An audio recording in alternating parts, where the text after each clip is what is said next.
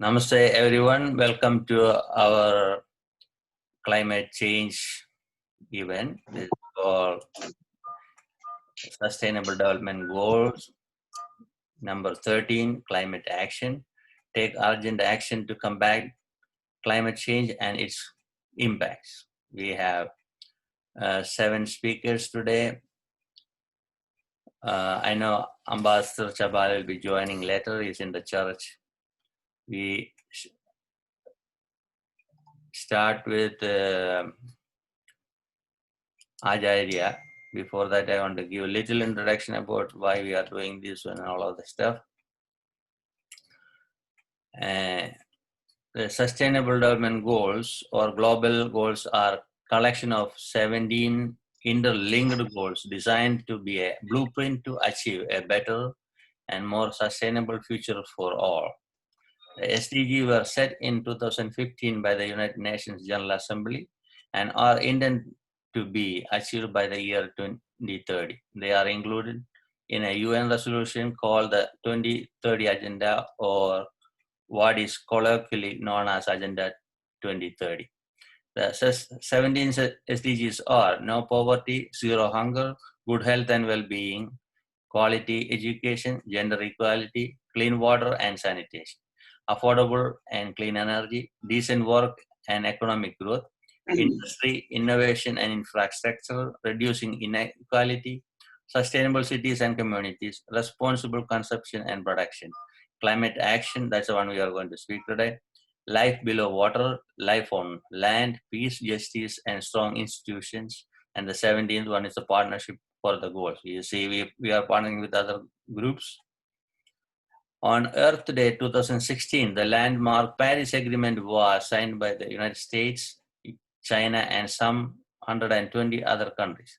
This sign satisfied a key requirement for the entry into force of the historic draft Climate Protection Treaty adopted by constituents of the 195 nations present at the 2015 United Nations Climate Change Conference in Paris. The Paris Agreement is an agreement within the United Nations Framework Convention on Climate Change called UNFCCC, dealing with greenhouse gas emissions mitigation, adaptation, and finance, signed in 2016. The agreement's language was negotiated by representatives of 196 states bodies at the 21st Conference of the Parties of the UNFCCC in Le Bourget, near Paris, France, and adopted by consensus on 12 December 2015. As of February 2020, all 196 members of the UNFCCC have signed the agreement and 189 have become party to it. Of the 7 countries which are not party to the law, the only significant emitters are Iran and Turkey.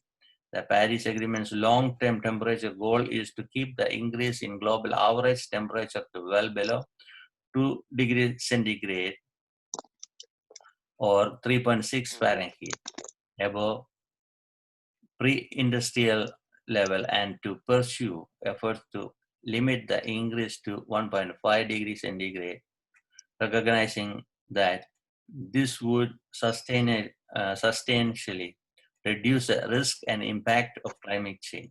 This should be done by reducing emissions as soon as possible in order to achieve a balance between anthropogenic emissions by sources and removals by sinks of greenhouse gases in the second half of the 21st century.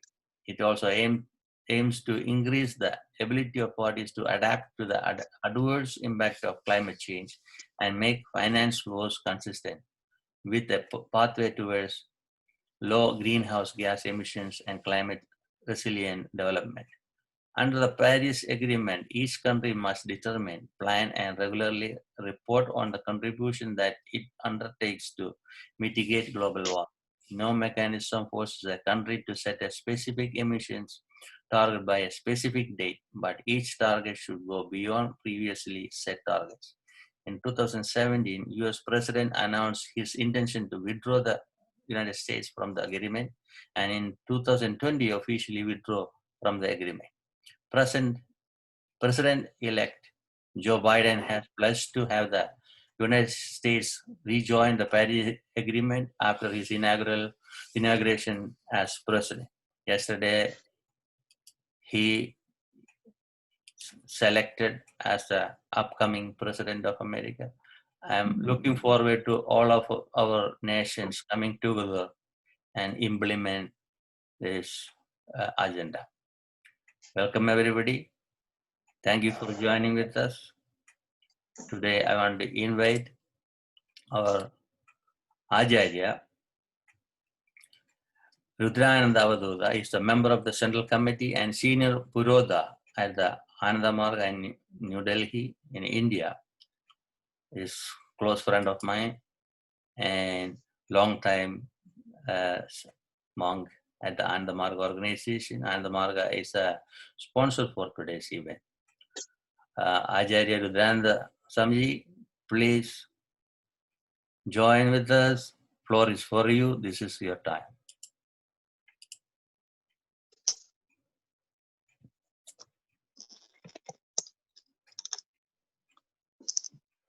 Namaskar, everybody, all the panelists. We are here to discuss the climate change. I would like to take you to the genesis of the changes, that why it's due to, before we come to the subject. This world is changing. This is a changing phenomenon, passing reality. Nothing in this world is stationary. Everything changes. Even the poles also change. And at this moment of history, the poles have started shifting. Though this is gradual, but this may be sudden and abrupt due to one of the three reasons. One, a very powerful earthquake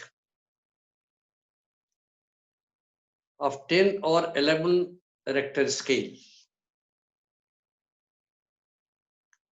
Second is a powerful atomic explosion. And third is a meteor striking the surface of the earth. If one of these three happen, there will be major shift in the poles of the earth. As the poles have started already moving north towards south and south towards the north. In the epoch-making speech, the propounder of Anandmarg, Sri Anandmurti ji, as early as 1987, in his famous speech of pole shift and coming ice age, he reminded this is nothing new and this is not first time in the history of earth. Before this time, two ice ages we have faced. We means the earth. After this first ice age, the big animals appear on this earth like dinosaurs. And the second ice age, the big animals disappeared and small animals appeared. The third ice age is due, rather overdue. The poles have already started moving, as we are all marking the climate change throughout the world. In India, it is quite apparent. A portion of Thar desert has sudden and sufficient rainfall. And a part of India, other part of India, is turning into desert. Even desert, creation of desert is not useless. Poor desert remaining dry creates a rain cycle, chain of winds, and surrounding area become green and the desert remains dry. So in this third ice age, the whole pattern of the earth will change. And it will bring many types of changes on this earth. The whole biology of this earth will change. And it will affect animate, inanimate, every being.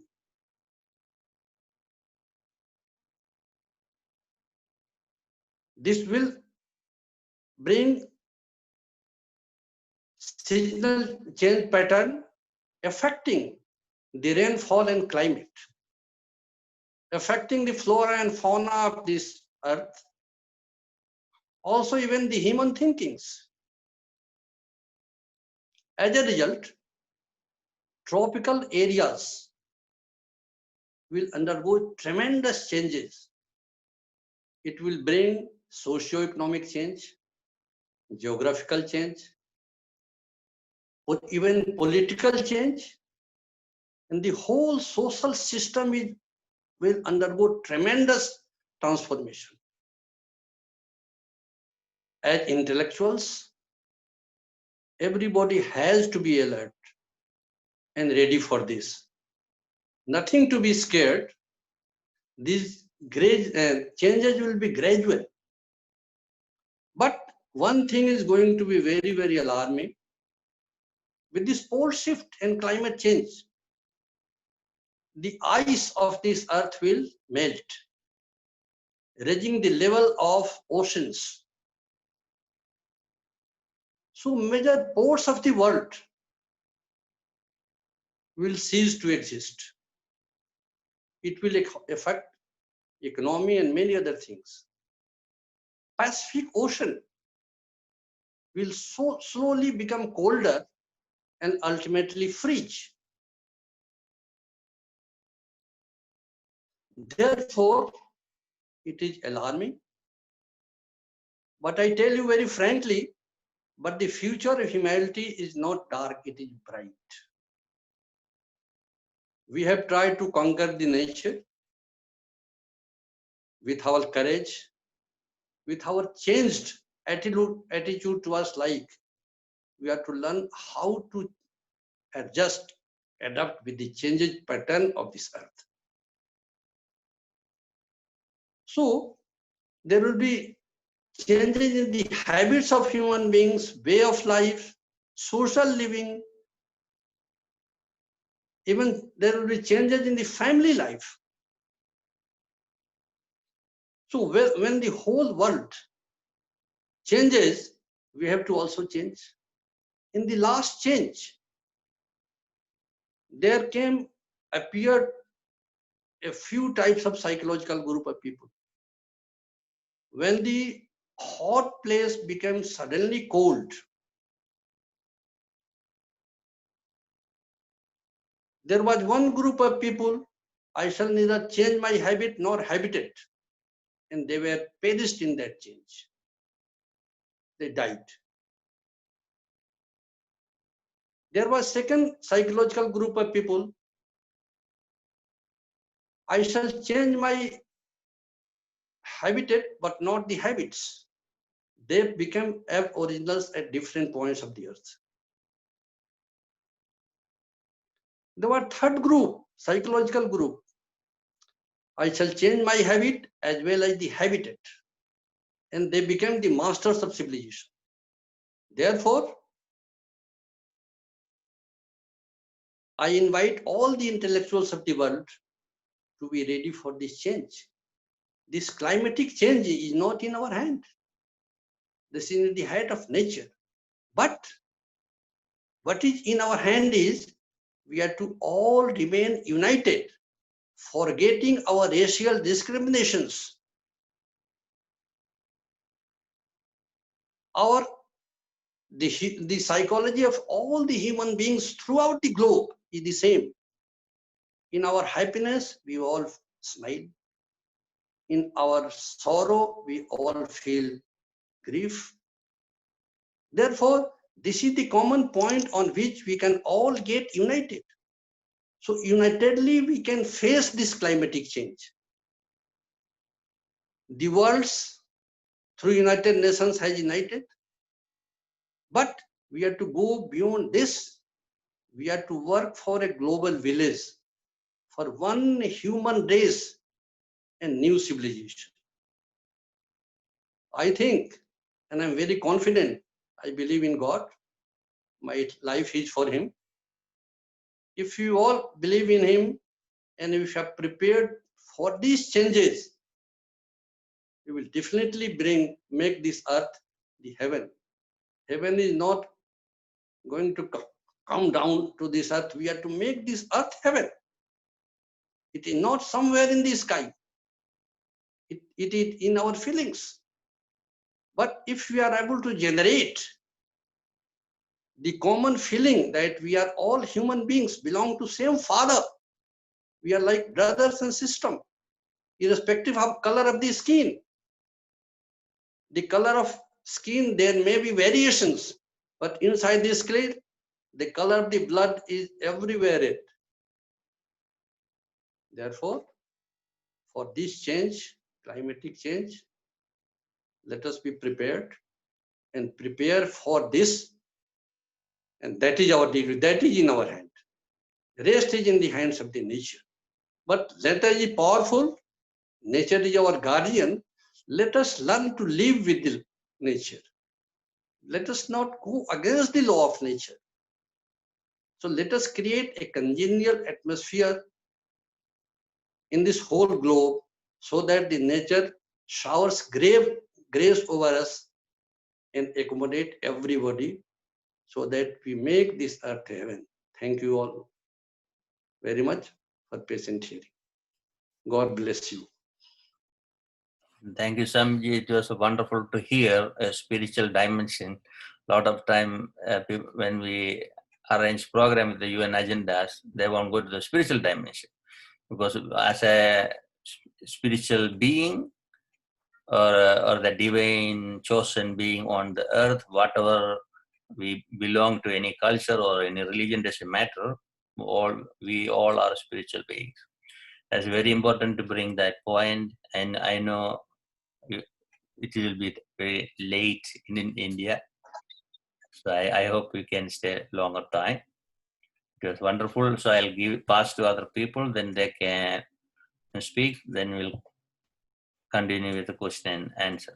And those who don't know about me, I'm Guru Dileepji, Global Chairman of the World Yoga Community. World Yoga Community is an associated NGO at the United Nations Department of Global Communication. I'm the Secretary of the Committee of Religious NGOs at the UN and the NGO representative at the UN. And next speaker is Chip Cummins. Is the chairman of American Renewable Energy Institute, AREI, Inc., and director of American Spirit Productions, Colorado. And he's a close friend of me. And he used to come to the UN for a long time. I know he is in Colorado now. During the COVID, handling all the situation there. Chip Cummins, floor is for you.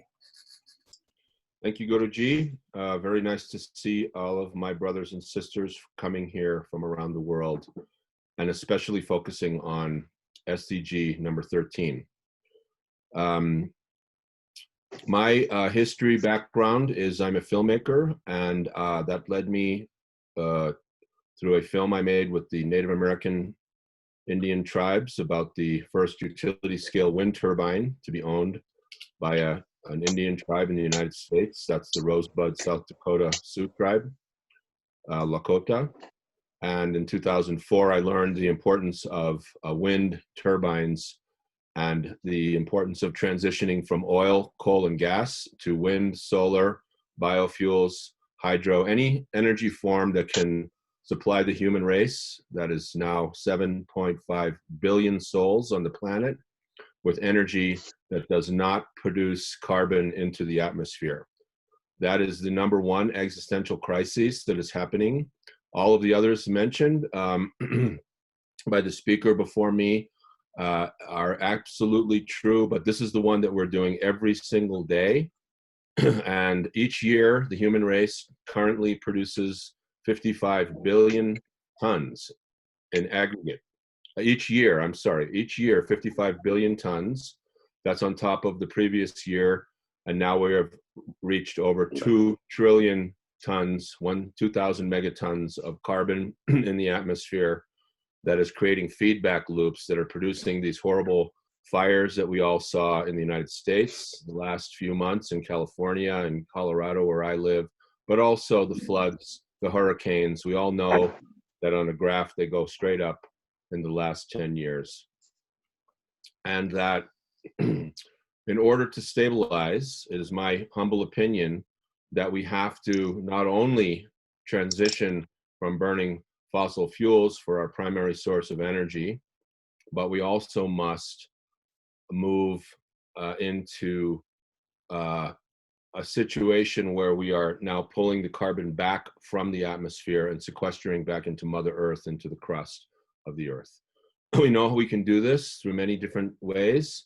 Organically, we can do that through restoring the soils. Regenerative agriculture is very, very potent. If we can switch our agricultural practices in the United States and India, around the world.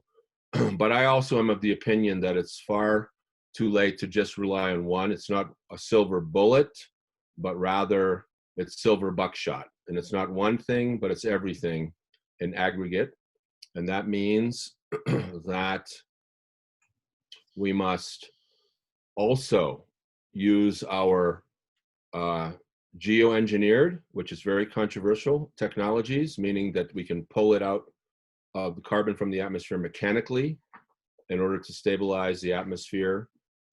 Quick history, for 1 million years, the carbon was 280 to 300 parts per million. But in the last 150 years, since humanity has hit about 1.5 billion people in 1870 till today, we have put up so much human-produced greenhouse gases. It's not just the carbon, by the way. It's methane. It's many other gases that now we have a situation that we've raised it from 1 million-year average of 280 to 300 to now we're up to 420 in a very, very short period of time. These are the kinds of conditions that we experience after an asteroid would hit the Earth, or any number of other events that have happened in the past. As we've just heard, this is not the first time that the poles will have shifted. We have had 5 extinction events that we know of in the past 500 million years. And usually each time these happen, it takes about 15 to 20 million years for the Earth to recover and the life to come back again. And so in my work at the American Renewable Energy Institute, what we try to do is to advocate for the rapid implementation of renewable, sustainable, and energy efficient technologies at the speed and scale necessary to solve the problem. And we have been advocating that for the past 17 years since we started our day, the American Renewable Energy Day Summit, that we have convened now 16 years. This year we went virtual, but I would like to mention that at the summit, we've had Ted Turner join us 5 times. Also T. Boone Pickens 5 times. So we have right and left coming together in the middle, and that's a very important point to join both sides. But also we've had President Jimmy Carter in 2014, the president of Iceland. So we've been able to collect leaders from around the world, senators and governors from the United States, but also international leaders, cross-sector, where we have many, many different people that coming together. It's the thought leaders that come together in order to figure out how to best go back and implement the solutions that we're talking about. So in order to accelerate that again at the speed and scale necessary for humanity to feed 7.5 billion people, and in order to have an atmosphere that is now beginning to stabilize, we have to immediately cease burning the fossil fuels. There's no other way. And this is a conundrum because we all know that we have to have the fossil fuels in order to make our livings. And we also know that the third world needs to have the same opportunities that the first world has enjoyed for the last, 200 years. This is what we talk about at the United Nations. So this is a problem, and it is a spiritual problem. And I think it's very important that we connect the physical and the spiritual. I'd like to talk about carbon and spirit. I'm writing a book by that title of Carbon and Spirit, and it begins with a preamble. You can't touch it, you can't smell it, you can't taste it, yet it's ever present everywhere. What is it? Carbon and spirit. What is carbon? Science tells us that it's everything that's ever been alive for 500 million years. It's the plants, it's the animals, it's the phytoplankton, it's the human beings, it's the dinosaurs, it's our grandparents. It is us. It's what we become when we die. We become the carbon. And we are now drilling into Mother Earth, a living, breathing being, just like you and I. And we are extracting in a very short period of time all the old life that is now nicely sequestered into the crust of Mother Earth. And we're burning it into the atmosphere for short-term power, both money and energy. And in so doing, we are crashing the biosphere. We're committing ecocide. Knowing, Homo sapien sapien, he who knows that he knows. Why? Why do we have to have this experience collectively on the planet? This is what the book is about. And we go into great detail. The relationship between man and woman and the inequality, and that we must go to SDG number 5 in order to figure out the gender issues of how we've been living on the planet for 6,000 years, and how we treat each other and how we treat our mother, which is of course the earth itself that gives life to all living beings. And that we must now, at this time in 2020, make a pivot in such a radical way that we can lift up, and I believe we can do this, all of the 196 governments, all of the humanity, to experience a great transformation of both spirit and carbon. But it's going to be very, very hard to move from our current systems economically to and energetically, meaning how we produce and consume our energy, but also spiritually. And that's why I'm delighted to join this conversation today, because I believe in my heart of hearts that all three are connected deeply. And that's the only way that we can do this. Now, I'd like to spend the rest of my minutes in this introduction talking about what happened yesterday in the United States. Joe Biden and Kamala Harris became the president and the vice president of the United States of America. That's not going to be uncontested, but it is going to be the truth. It is the truth.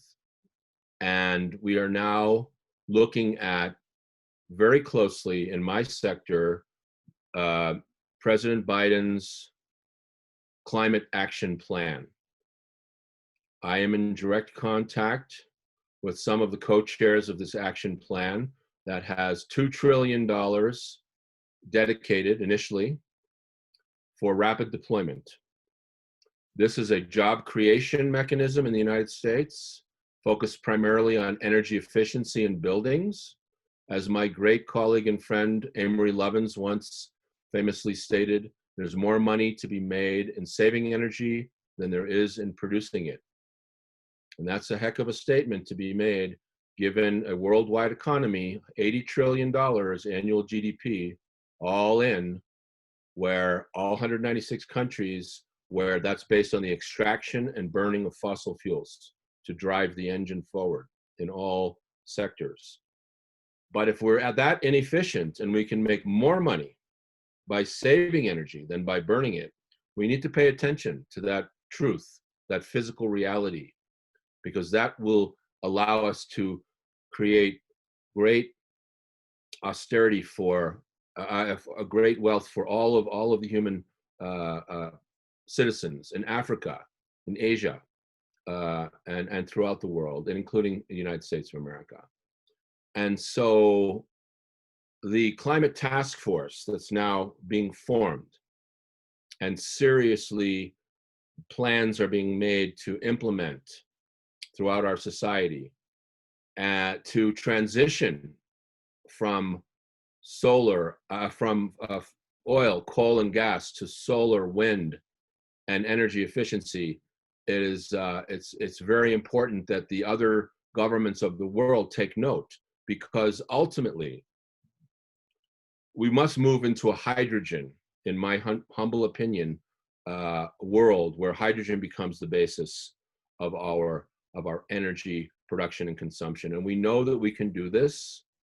There are companies out there that have breakthrough technologies. I'll mention one of them called Star Scientific in Australia. It has a technology called HERO, Hydrogen Energy Release Optimization. You can write that down and Google that. And it's a mechanism whereby we know that we can create the hydrogen, green hydrogen, from wind to split water, and use this hydrogen. We can ship it around the world in the form of ammonia very stably, and then we can extract it. But these are the kinds of strategies that we're going to have in order to stabilize the atmosphere that is producing feedback loops right now that are coming so fast and furious. There are no universities on the planet that have postgraduate courses that understand the scientific dynamics of what it means to put 2 trillion tons of anthropogenically forced carbon into the atmosphere and the results of that. These are things that we're just looking at and experiencing. We all know that they come in the forms of these rain bombs that will produce 4 feet of rain in 2 days in Mumbai, India, 3 years ago.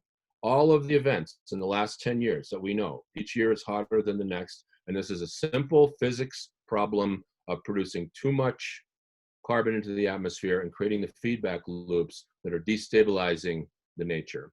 So in order to stabilize, we must implement. But that implementation is going to be something, again, that will create tremendous jobs around the planet. But we will have to have leadership. And I believe that President Biden is perfectly poised, along with other colleagues, to implement the Green New Deal as put forward by Senators Ed Markey, Congresswoman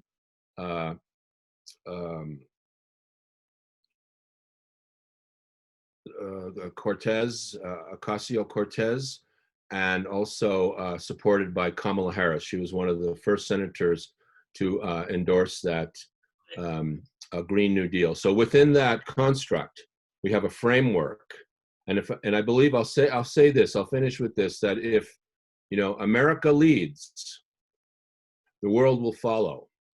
The problem with America is we will try pretty much every other option before we finally try the right one. So now it's my hope that I can help work with the new administration that's coming in January, and to rapidly implement the solutions that we know what we have. The renewable energy industries are mature, they're coming, and they can be rapidly implemented in everybody's home countries at the speed and scale necessary to solve the problem for the future generations. Greta Thunberg spoke 2 years ago, and she started striking And that was picked up by Shie Bastida, indigenous youth leader in New York City, along with Alexandria Villaseñor. You might have seen her on the Democratic National Convention platform, the 15-year-old child who put climate on the table and said to the world, what about me? The house is on fire, Mom and Dad. Do something. It's time to do something. And we must. Thank you very much. Thank you, Chief Cummins. I know I met her, and she, I know we have a green spiritual group, created for this purpose. And I'm totally have a hope on our new elected president and the vice president, Kamala Harris, and we have good connection with them. We'll move forward strongly. And now I want to invite another speaker, Sri Sashikumar Shandanan. He's an ambassador of the Parliament of World Religions and the advisor at the World Yoga Community in Kerala, India. And you know, Parliament of World Religion is very strong on climate change issues. So Sashikumar, floor is for you.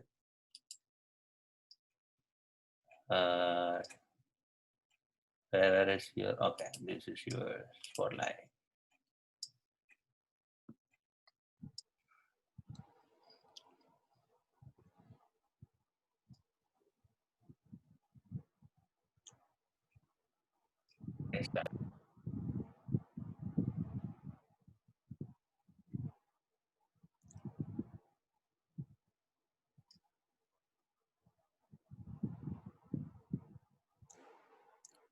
Om Sri Karunagara Guru Parabrahmane Namah. Om Sri Karunagara Guru Satya Pradaya Namah. Om Sri Karunagara Guru Adiva Satya Prakashaya Namah.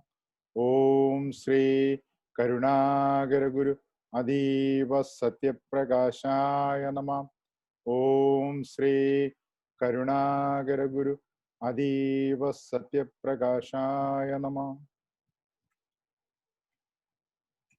Respected Excellencies, faith leaders, speakers, and other guests. It's a great honor and pleasure for me to be here today to discuss this important topic of climate change. Thank you, HS Guru Dileepji and the sponsors of the meet for affording me this great opportunity. In this brief presentation, I wish to share some points for eradicating the impact of the climate change based on the teachings of my master, Navajyoti Sri Karunagara Guru, the founder of Shandagiri Ashram, Thiruvananthapuram, Kerala. Let me start this discussion with a quote from my beloved Guru. മനുഷ്യ നാശത്തിന് കാരണമാകുന്നത് സ്വീകരിക്കാതിരിക്കലാണ് ശാസ്ത്ര പുരോഗതി. The free translation goes like this: scientific progress is about not accepting anything which causes human destruction. So, every region of the globe is experiencing the drastic impact of climate change. The term climate change is deeply related with pollution. When did pollution start? It is occurred with the start of human civilization, but the problem was very negligible during those days. The impact of pollution was alarmingly increased with the advent of Industrial Revolution and nuclear era. In order to combat the consequences and for a better world, United Nations initiated Sustainable Development Goals by bringing together governments, businesses, media, institutions of higher education, and NGOs of major countries by the year 2030. This has helped to spread remarkable awareness to check the pollution and encouraged many to work for a pollutionless world. But when we closely observe, it can be seen that these measures are yet to achieve desired results. This is because of the aggressive growth of consumer culture, followed by selfish attitude adopted by the society to monopolize the market for financial supremacy. Overburdened by these unethical actions, the nature reacted in various forms. Unable to understand the fundamentals of this, modern man tries to overcome it with new inventions and technology, which is counterproductive. This is a self-inflicted misfortune. And solutions for this: limit your needs, don't be greedy. Although the proliferation of science and technology gifted basis of living facilities, which is beneficial, but care must be taken not to have a detrimental effects. This is similar to post-illness treatment and care to prevent illness. Many territories submerged under the sea. Similarly, many of the areas that was under the sea have surfaced. It has been scientifically proven that this is due to the pressure difference that occurs inside the earth. It's a fact that men cannot control such changes of nature. This is a matter of great concern. Though natural disasters are caused by scientific and geographical factors, humanity needs to seriously explore the reasons and precautions thereof. This can be done through the guidance of a fully realized master who is capable to understand everything in its subtlety and its influence on the present life and its future impact. Therefore, integration of science and technology and spirituality is the need of the hour. This integrated method of functioning will help humanity to attain a sustainable wealth, followed by eternal peace. Conclusion: let us guided by a seer. Therefore, while framing policies and law in order to reduce the pollution, steps may also be taken to instill the importance of climate action in the minds of individuals. Awareness may be created among the people of every region at grassroots level through respective spiritual or faith groups by reminding the importance of preserving the planet safe for future generations. Since man-made pollution is occurring due to ignorance, selfishness, and greed, the humanity may try to conduct a righteous way of living under the guidance of a seer. This is the most effective way of combating the pollution. Om Purnamada Purnamidam Purnal Purnamudachyade Purnasya Purnamadaya Purnameva Vashishyade. Om Shanti Shanti Shanti. Thank you for your attention. Love and peace to all. Sadhguru Sharanam. Thank you, Sri Shashikumar. It was wonderful to hear two aspects of pollution. Pollution from our mind, pollution from outside, because of the greediness. Science and spirituality is supposed to go hand in hand. That's the way Shastras developed in Vedas, Vedic culture in India. I hope in the future years, all the countries can come together with their knowledge, come together, share their knowledge, and work for the betterment for the humanity. The next speaker is Acharya Clark Dhruva Forde. He's a corporate secretary of Andamarga, New York sector. He's living in Washington, D.C., USA. Acharya Clark Dhruva, are you here? Dhruva. Okay, I didn't see him. So then we'll move to the next person. Dr. Remy Alapo. She's an adjunct faculty at the University of New York, CUNY, and the NGO representative at the United Nations, and she's a part of the World Yoga Community's Global Council. Dr. Remy, floor is for you. Good morning, everybody. It's my pleasure to be here this morning. And I want to thank my friend Guru Dileepji for his invitation. As always, to collaborate and to work together. And I also want to thank everybody that is present here today, as well as, individuals who are not specifically on this Zoom forum. but have joined us from all over the world. I want to thank you for your commitment to the SDG 13 on climate change. I'm going to approach my presentation this morning from that of the work that my organization is committed to, which is on SDG 5 on gender.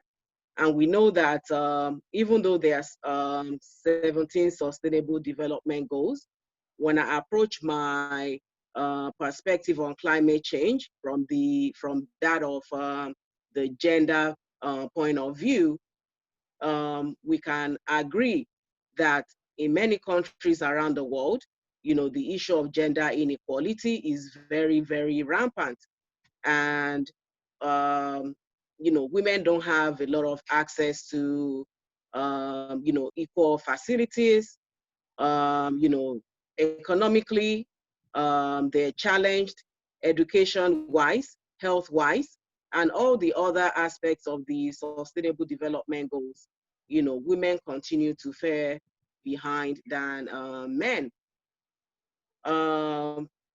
In terms of approaching climate change from that of the perspective of gender inequality, it is not that around the world that we don't have men who are not, who are also not challenged, but most of the burden falls on women.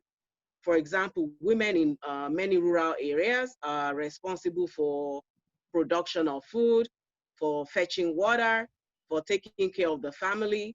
And in most cases, they usually are far behind in terms of accessibility to these amenities. Many times, because they're economically challenged, they may not have money for to purchase, like clean gas to be able to cook. Therefore, they resort to wood, which flare a lot of, carbon, into the air. Also, coal cooking, we know traditionally that many women in rural areas depend on wood or coal to be able to make food to feed their families. But the health impact of using some of these traditional methods, because many women are challenged, and the inequality of being a woman, the inequality of accessibility to other means or methods of taking care of the family or feeding the family, that falls on women. So the reason I'm approaching my presentation on the lens of gender inequality is that we have to, put women's agenda on the map. We have a lot of, UN,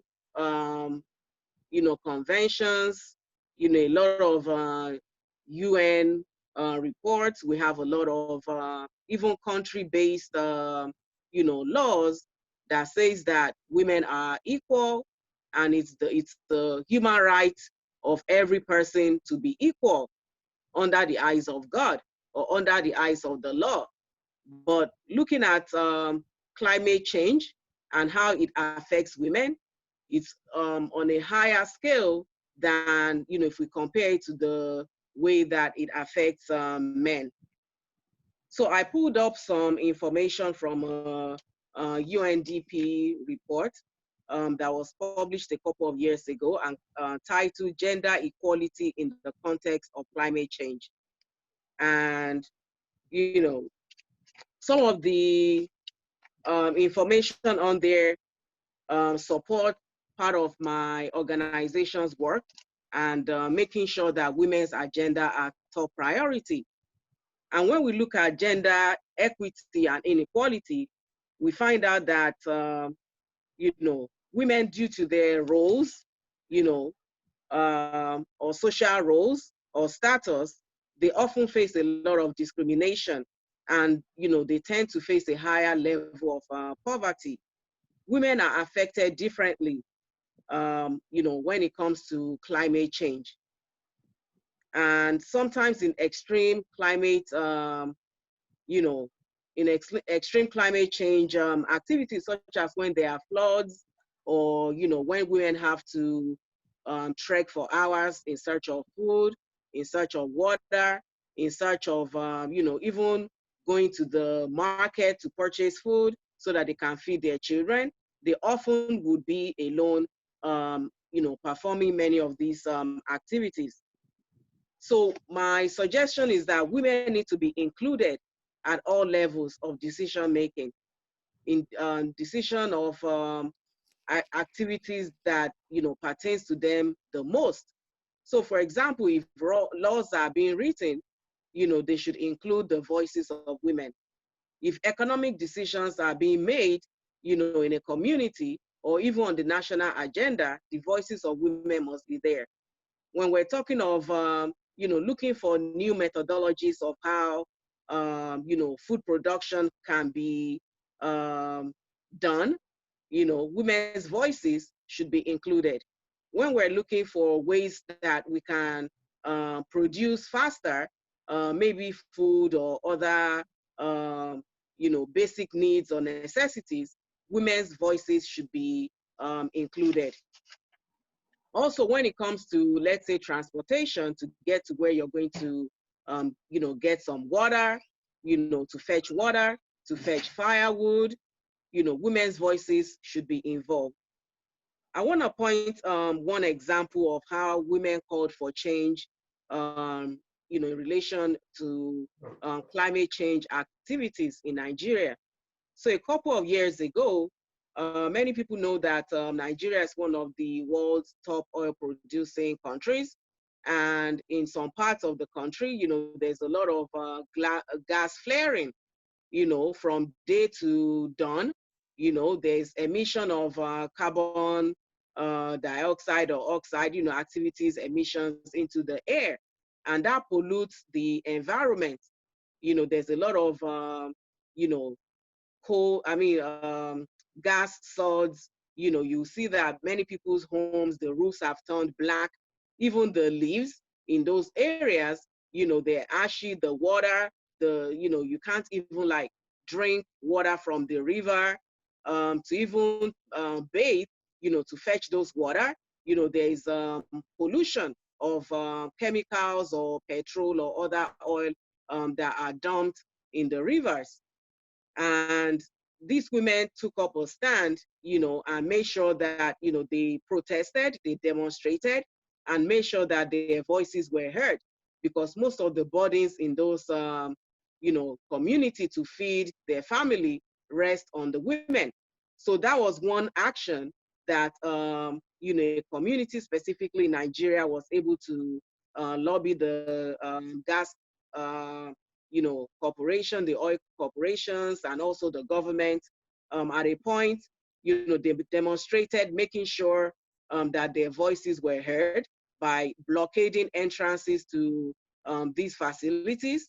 And traditionally, I don't know how it is in other places, but traditionally, if women want their voices to be heard and they've had it up to here, they will all go naked and walk around the villages or the towns, so that it's a shame, because many communities, it is a shame. As a matter of fact, it's almost a crime, or for women to be naked and share their dissatisfaction with the day-to-day running of their society, especially matters that concern them the most, and especially when we're talking of climate change.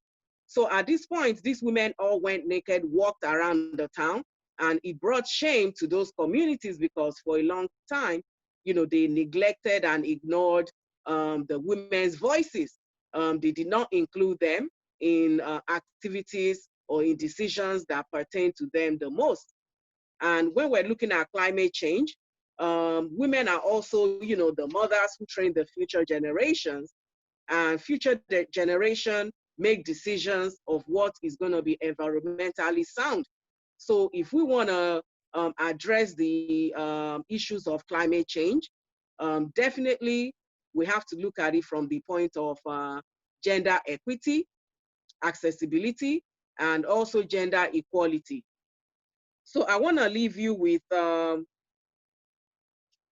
some suggestions on ways that we can include women's voices in decision making, especially when it comes to climate change. So from the report that I got from the UNDP, the resource guide on gender and climate change, there were 7 principles that were suggested of how, to include gender perspective in the reconstruction and recovery, of, activities that affect women the most. So the first one is to think very big, because gender equality and the principles of risk reduction must guide all disaster mitigation aspects, responses to disasters, and reconstruction. So the first one is to think big. The second one is to know the facts. Gender analysis is imperative to directly helping victims and planning an equitable recovery. The third one is to work with women in base organizations in many communities. So most times the people that are the ears and nose of what is happening in their own communities are the women, because they're out there, they know what is happening, but they're just not included as much as they should be in decision making. So the women's organizations have information, knowledge, experiences, networks, and resources that are vital to increasing resilience in the face of disasters. The fourth one is to work with and build the capacities and that already exist with women's groups. So for example, we have organizations run by women. We should foster relationship with them. We should help in building capacities and developing leadership of these women to continue to foster change in the community and improve on their work. The fifth one is to resist stereotypes. Resisting stereotypes is to base all initiatives on knowledge of the specific context and differences of culture, economic situation, as well as politics and gender, and not generalizations. So we have to have concrete facts and resist stereotypes of what we think women's perspectives are or what women's agendas should be, especially when it comes to decision making. The sixth one is to use human rights approach. Democratic and participatory initiatives help women and girls more. Both men and women have a right to the conditions that they need to enjoy their fundamental human rights, as well as simply to survive. Last but not the least is to respect and build women's capacities. We should avoid overburdening women who already have a heavy workload and many family responsibilities. So the seventh one is very crucial and critical: to respect and build women's capacities.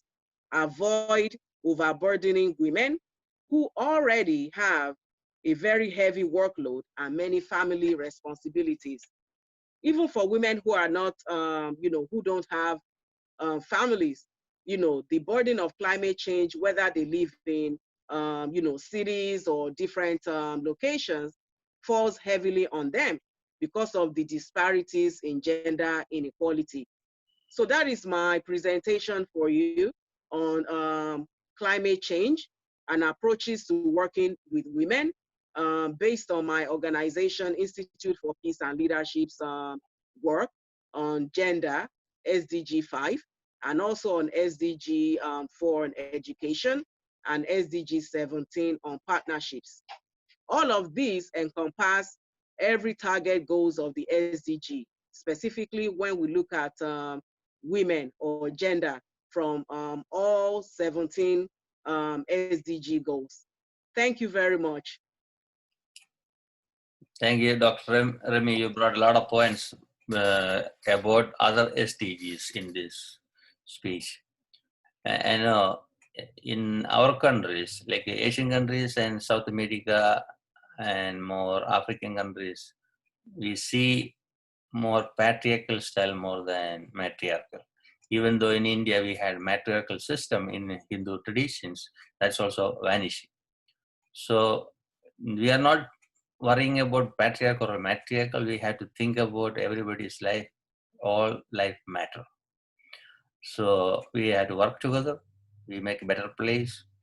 And about the partnership, you see all of our events are based on partnership events. The last 35 years, we are putting events with other groups. We accommodate all the religious or non-religious group in our events. This is one of the events we had less female voice, even though Remy covered very well. Thank you, Dr. Remy. So I want to invite next speaker, Acharya Clark Dhruva Forden. Is he here? Acharya Dhruva. Ramananda Marga is not here. Okay. The next person is Sri Harananda from India.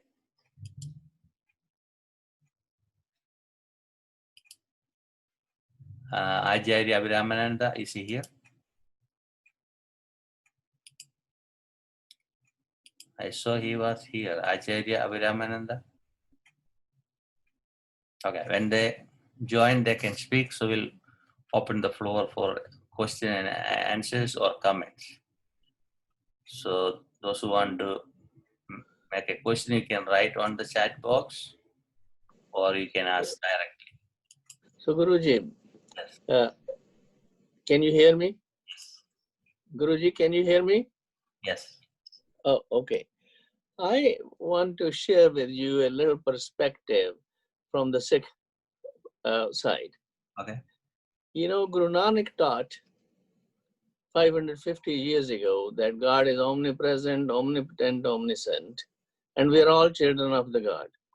And the God dwells in the creation. Creation is in God and God is in the creation. So it's very important that we take care of God's artwork, which is creation itself.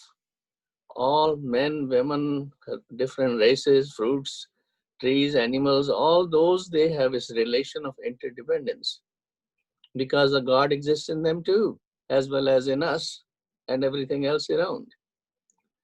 Although Sikhism is often referred as monotheistic philosophy, it's more like a monistic philosophy, monoism, or go even beyond that, the panentheism, in which that God is not only the creation, but also beyond too, like we talk about multiverses.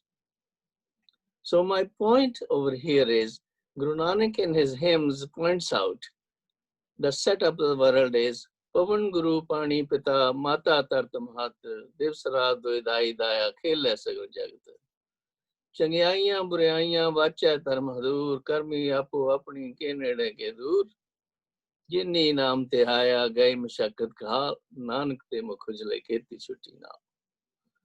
What he is trying to, this is the conclusion at the end of the Japji, which is the masterpiece of Guru Nanak and the very first book of in the Sikh scripture. And what he's saying is the Pavan Guru Pani Pita Mata Tartam Hat. The air is like the Guru, and the water is like father, and the great earth is like mother. So these natural resources are so important for us to take care and enjoy, and because that is where the God is. That's where our life is, intertwined with it. And the day and night are the times in which we live our life.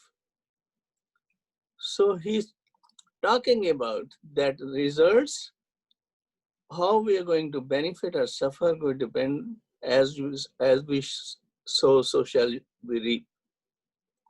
So to worship God is to take care of God, what he has gifted upon us, and take care of each other by living a life of moderation. So in his memory, the Sikhs all over the world been pointing trees wherever they can, and also raising Guru Nanak gardens. growing all kinds of rare plants in them too.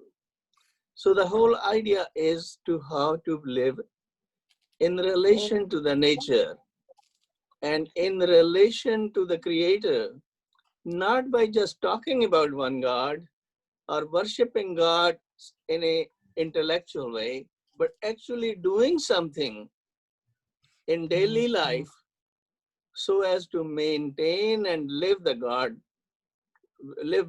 Like we say, Jo Brahmande soi pende, jo khoja so pave.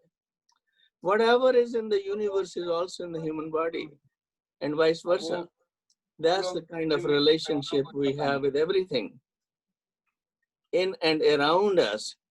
So that all it concludes is the taking care of the nature on a daily basis and maintaining cleanliness, for which he asked us to wear a comb, remember comb all the time, on external cleanliness as well as internal cleanliness through meditation. So the idea is, live in the world, take care of it, keep things clean, use them in moderation, and leave this world, if not better, at least not worse than what we have inherited in our lives, for the perpetuation of life, and that will be our worship.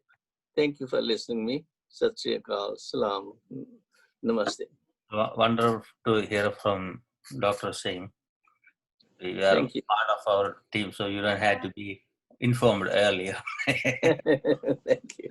So one of our speakers from India is already joined. His name is Sri Harananda. He's a retired officer from Indian Railways. He was the principal chief secretary, the security commissioner of Indian Railways, and member of advisory committee of Ananda Marga, living in Delhi and India. Sri Arananda, the floor is for you. Namaste. Thank you very much. Are you able to hear me? Yes. Yeah, okay. Actually, thanks a lot for giving me this opportunity to join the discussion. About 37 years ago, I remember when on the Republic Day, the Indian President Gyani Zail Singh Ji was watching the Republic Day parade at Delhi. Far away from Delhi, there is a small town called Gorakhpur, where the Dharma Chakra was being held by Anand Marg, and Sri Shanmurti Ji was there. So on that particular day, that is 26 January 1984, he gave a song, 1190 Prabhat Sangeet, in which he said that Manush Manush haraye hosh kothay chole cho tumi. Human beings having lost all consciousness, having poisoned the air and sky, and making this earth a veritable hell, in which direction you are going? And then he followed it with a clear warning. Don't you see the time's shadow approaching you at a rapid speed to subdue all your speed? Dekho na kaler chhaya, ashe goti utromi, tomar shokol druti domi. To subdue your entire speed, the dark shadow of time is following you very closely. So that was a stern warning that having messed up with nature and having despoiled this planet in the name of development and civilizational growth, a lot of damage had been done, and the time had come to restore it back to its original health. Well, I'm reminded of a famous scene of the Shakespearean drama Julius Caesar, Act 1, Scene 2, when the famous lines come, men at some time are masters of their fates. The fault, dear Brutus, this is what Cassius is telling, the fault, dear Brutus, is not in our stars, but in ourselves that we are underlings. So definitely when, as our Guru Sri Shanmurti Ji used to say, that the entire universe is our common patrimony, we are a universal joint family. He was reminding to us about the famous Vasudhaiva Kutumbakam, which means that the entire globe is our family. Now, as far as this climate change and its impact is concerned, I would like to give only a few examples to highlight the gravity of the situation, the catastrophe that is knocking at our doors. If we look at one part of the map of the world, Greenland, it is turning blue. Hundreds of thousands of blue lakes now dot the fringes of the rapidly melting ice sheet throughout the summer months. There has been a 500% increase in melt intensity at the core site in just 20 years, in the last 20 years. Now, there was a time when frost fairs used to be held on the Thames River in the 17th century to the early 19th century. The latest estimates tell us that the entire ecosystem is getting affected by this climate change. The global average temperature between 2014 and 2018 was 1.04 degrees centigrade higher than the pre-industrial levels, that is the temperature that we had between 1850 and 1980. So on average, every year in the last decade, we have transferred 35 billion tons of carbon dioxide from the geological sites, that is coal, oil and gas, into the atmosphere. 35 billion tons of carbon dioxide we have pushed into the atmosphere. And out of which 6 billion tons of carbon dioxide has been absorbed by land, has been caused due to land and deforestation.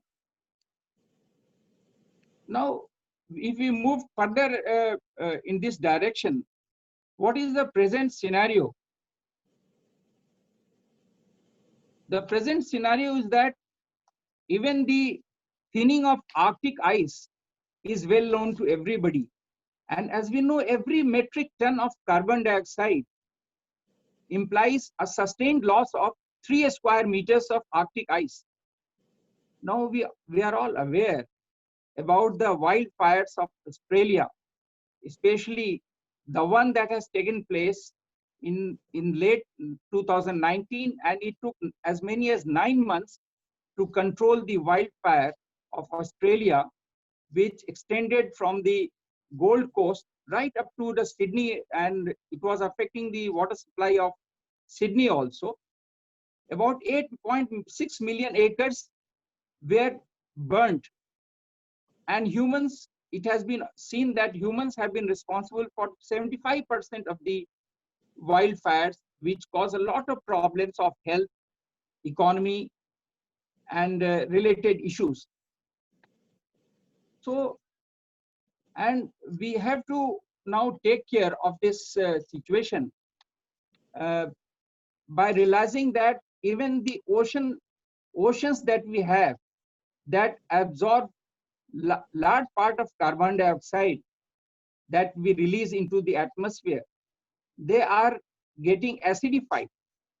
And we all know that this ocean acidification is entirely affecting the aquatic life, the fish variety, and the coral reef. 75% of Japan's largest coral reef in Okinawa has died from coral bleaching. Increasing CO2 levels and decreasing pH in seawater has hit marine organisms. It affects food security, tourism, and medicine industry.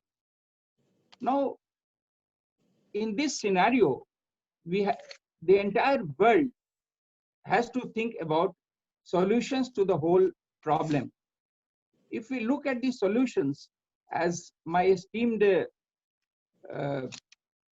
previous speaker was telling, the where is the root of the problem? The root of the problem lies possibly in this acquisitive instinct of human beings, which is, I must say, a legacy from our evolution from the animal world. But the whole kingdom of animals, they accumulate for reasons of security, health security. Whereas for us, it is beyond our need, and possibly things are moving in the direction of greed. Now we all know that material resources are limited, and accumulation results in hunger and poverty of the masses. And the whole society has degenerated into a state of Babel's pandemonium. So at this stage, we have to redirect our psychic urges from the material comfort-centered life to our supreme goal, that is realization of ourselves and realization of the supreme desideratum, that is supreme goal of life. This is possible only when there is a complete paradigm tectonic shift in our thinking, because in the name of industrialization, development, we have not been able to maintain the health of the ecosystem, which is now causing a lot of problems to all of us. Now, as we can appreciate, so far, the the climate issues have not been brought to the mainstream. The mainstream media has been discussing off and on about these issues, and we have heard a lot about the Greta effect, the young girl who is fighting for the cause. But as we know, the laws that have been framed so far, barring in a few countries and a few states of the United States of America, all laws are anthropocentric, centered around human beings. We have failed to appreciate that the Mother Earth has a right. Now, in this direction, there is a Bolivian law that was passed in December 2010, which defines Mother Earth as a collective subject of public interest and as title holder of inherent rights, And this law confers on Mother Earth the right to life, that is maintenance and sustenance, the right to the diversity of life, the right to water, pure, and the right to have clean air, the right to equilibrium, that is restoration of interdependence of various components of nature, the flora and fauna, the right to live free of contamination. So this has been enshrined in the Bolivian law in December 2020. About a dozen countries of the world have so far enacted laws which are trying to restore the harmony and equilibrium of our ecosystem and restore the health of the ecosystem. But probably we have to change the mindset from the anthropocentric lawmaking, legislative things to cover the entire gamut of the universe, where the animals are also there, the birds, the entire living beings, apart from human beings, the non-human beings, the flora and the fauna, they are all a part of it. Now, this is one part, changing the gear. The major issue lies where? Where does the major problem lie? I personally feel that the equilibrium between nature, science, politics, and religion is lost. I'm telling this because it's good that technocratic paradigm, as Pope had said in May 2015 in his famous address to the world. So due to this technocratic revolution, we had development, no doubt. We had industrialization, and we say now it's a post-industrial world, but the harmony is lost. We are totally an energy-intensive world, and there is an urgent need to decarbonize the whole of energy sector. There is an urgent need to go for investment in environment-friendly technologies. For even agriculture, we have to switch over to cooperative farming using less pesticides and fertilizers, because ultimately it hits the various components of Mother Nature. And the whole sectors of the economy have to be, recalibrated, in the sense that everything is centered around use of energy which is not renewable. So we are moving in the direction of renewable energy sources. But as we all know, only 4% of the global primary energy is right now coming from alternative sources of energy, as we call it, that is non-carbon.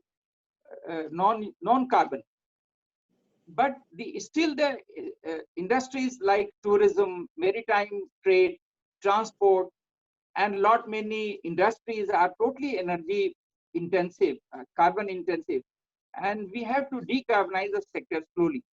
Now it will definitely require some new setting of legislative goals. I'm happy to learn that the new US President-elect has been an environmentalist. He has fought for the rights of nature, and he has fought for this cause since long. And I see a bright future for the United States of America in the coming years. And possibly a new force will be injected from one part of the country to revamp the whole scenario. Now, this free market economics, it's fine, but as it has been said that it has its own problems, because it has widened the divide between the rich and poor, and the poor in the underdeveloped countries or in the developing countries are facing the brunt of this situation, because the climate change has impacted the poor mostly around the world, because it is related to poverty and hunger. Suppose there is a massive flood or a massive tsunami, and thousands of people are uprooted, they become refugees. So they have to take shelter in those refugee camps, and then the problem of disease, hunger, and so many other issues keep on harassing the entire lot. So we have to take care of this lot, which has suffered the most from this development. And definitely I am fully appreciative of the fact that the environmental activists around the world have been there. Even in India, way back in 1973, Chipko movement, that is embracing the trees, and was started by Sundarlal Bahuguna, and it spread like wildfire slowly. But climate mainstreaming has not been done, and movements towards climate neutrality. That is, climate neutrality is a scenario when we emit less and we absorb more. So we have to preserve those carbon sinks of the world, especially oceans and major carbon sinks that we have around the world, so that whatever CO2 we emit is absorbed by those carbon sinks and by the oceanic water. So in this scenario, all of us have to join together. And as I would like to sum up, first of all, we have to change our paradigm of thinking from a life based on consumerism. We have to move to a life of life of frugality, so that we spend only what is required. And if we have some money to spare, we should go for the poor, the downtrodden, the deprived of the world, so that they also come up. Now, what is the spirit of the society? The spirit, as our Guru Sri Shanmurti Ji said, is Sangachadvam Samvadadvam Samvo Manansti Janata. We have to move together. We have to think together. We have to unite our minds. So this convergence of collective psychology That is society. We have to move, together. It is like, a group of pilgrims who have moved out on a pilgrimage. So if one pilgrim falls sick and is not able to move, it does not happen that we throw him on the highway and move ahead. So the whole lot of pilgrims have to stay back, take care of the ailing pilgrim who is sick, and then again maybe break out journey for a day or two and move ahead. So there is this scenario is there in the world where, ailing pilgrims, poor pilgrims, and people who are not able to cope up with this climate change impact are getting left behind. We have to carry them together with us. That is the spirit of the society. Society has to maintain a dynamic equilibrium with everybody, whether it is rich or poor. This has to be emphasized so that we move together. And we should always remember that since we are pilgrims moving in that direction, the universe is not the property of any person, It is the common property. So everybody has equal right, whether a human being or a subhuman creature or a tree. Now we all know all of them have life. If they cannot speak our language, it does not mean that they do not have a language. Animals and birds, all have their languages. So even if we are not able to understand the problem, we have got the conscience which can tell us, look, they also have a problem. They have to be taken together. They have to be taken on board. So in a world of human beings, we have to take care of subhuman creatures, of the entire flora and fauna, so that this equilibrium, which is dynamic in nature, has to be restored. As long as this equilibrium in the material world, as our Guruji called Brahma, is not restored, we cannot move together. So that was briefly what I wanted to say about climate change. The politicians have to join, the activists have to join, the intellectuals have to join, and I'm sorry to say the entire world of literature and arts, which has so far shied away from this issue, have raised this issue only on limited small platforms. They have to pick up the thread, because the intellectuals have to teach the whole society about the problems of the world. It is their moral responsibility. So all the intellectuals of the world, all the leaders of the world, all the environmental activists, they have to join together. The media has a major role to play.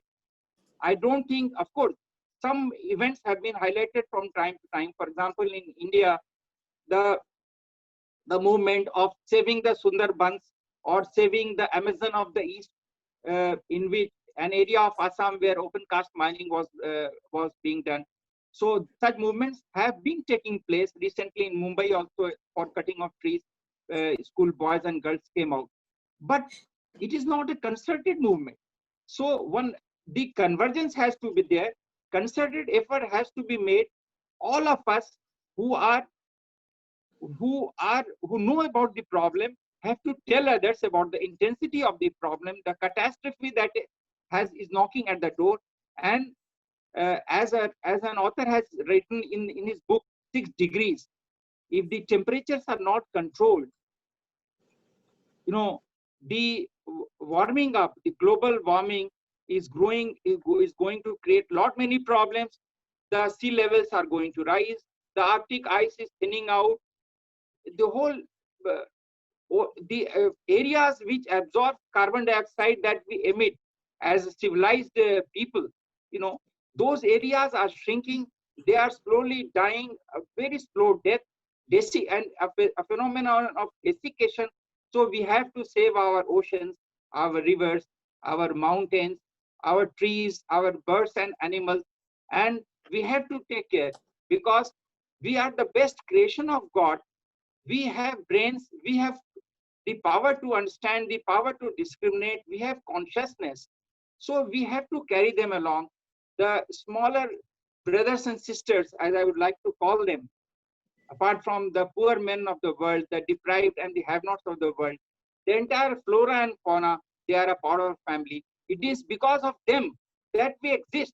The oxygen that we take is coming from the atmosphere. And so everything has to be taken care of. Unless we move in unison towards that goal, it will be a very difficult and challenging task to overcome this crisis of climatic catastrophe. A tectonic shift in thinking is required. In legislation, it is required. By media, active intelligence is required. So all the people of the world have to unite for this cause. So thank you very much for giving me this opportunity to share my views. Thank you. It's wonderful to hear your different aspects, especially ocean. Ocean is 3/4 of the earth containing, and sea pollution, what we did, all the ships, planes, plastic, all the chemicals we dump in the ocean. So it's very important to take care of the ocean. I hope the new president and the UN is going to come and join together hand in hand. We can make a better place. Definitely. So thank you for joining. Then we have two more speakers before any other questions. I see Acharya Dhruva from Ananda Marga is a corporate secretary. He's living in Washington, D.C. is here. Floor is for you. We have, I am going to make 10 more extra minutes for this program. After Dhruva speak, then we'll go for Ambassador Chabala. Okay. Acharya Dhruva, floor is for you. Thank you very much for the opportunity, Dileepji. Appreciate it very much. I will be brief. I have to apologize for being late. I was administering another large meeting for the last 8 days, and it just concluded. So I come with you with folded hands of apology for being late. I have not heard the other speakers, so I cannot speak to them, but I would like to just piggyback onto Parananda Simhaji's points, because they reflect very much my heart. That, you know, all beings are a reflection of our own true self, and truly we see them as a member of a other family, of a bigger family, of the universal family. And when you keep this attitude, this spiritual outlook, then there's nothing separating you from anything, and there's no reason to fear. Even the degradation of the planet, there's some divine plan. I'm not saying that we condone it or we should condone it. I'd like to just simply encourage us all to shift from this whole climate change movement in terms of climate change. You know, really what we want to do is a movement that secures our habitat, that improves our habitat, that improves our ecology, our home. Eco meaning home. There's nothing here that is outside of our home. And if people can understand that, and we can get that point across, then we will get to the heart of the issues. If we come and just say, oh, we want climate, we're concerned about climate change, it's so nebulous. What is it changing relative to? People don't have an understanding except that they grew up with when they were young, 10 years, 20 years, 30 years ago, 40 years. Scientists can't reach all of the people all the time, although those of us who are, you could say, intellectually developed, we can comprehend much of what they say. And we need, of course, to tell their story and their conclusions in words that they can comprehend at their level. What is concerning me is the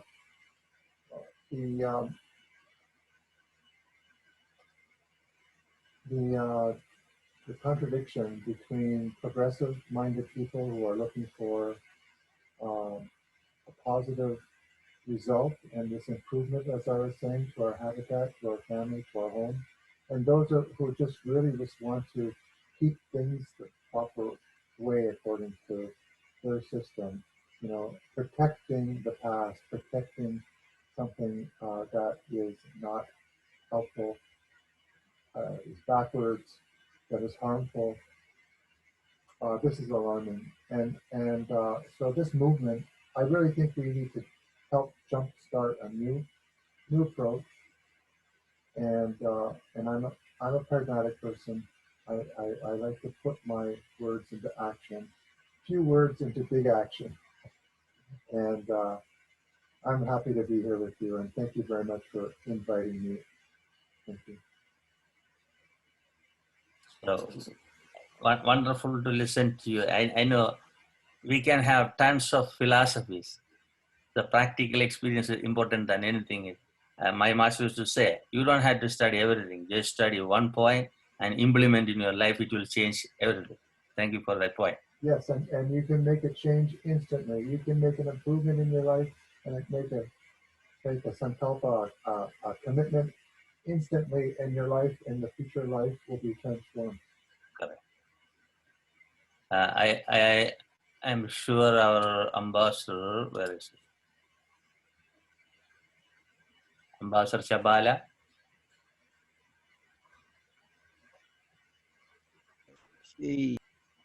Oh, you are there. Can you hear me? Yeah, I'm going to introduce you. Okay. Our today's guest speaker is His Excellency Ambassador Isaac Chabala. Is the former permanent representative of Zambia to the European Union and the United Nations. He's very active at the UN, and he is a spiritualist, and he support gender equality very strongly. And he is with us last 10 years in different events and in different committees at the UN. And it's very down to earth, very hard to get ambassadors like him. Ambassador, floor is for you. I am just looking for you on the screen. Can you open your video? Okay. Start your video. Yeah. Unmute yourself.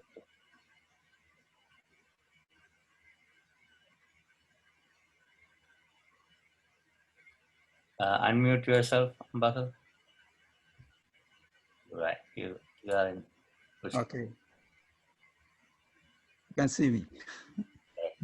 You have 15 to 18 minutes. Okay. Thank you. I'll do less. Thank you. Thank you so much.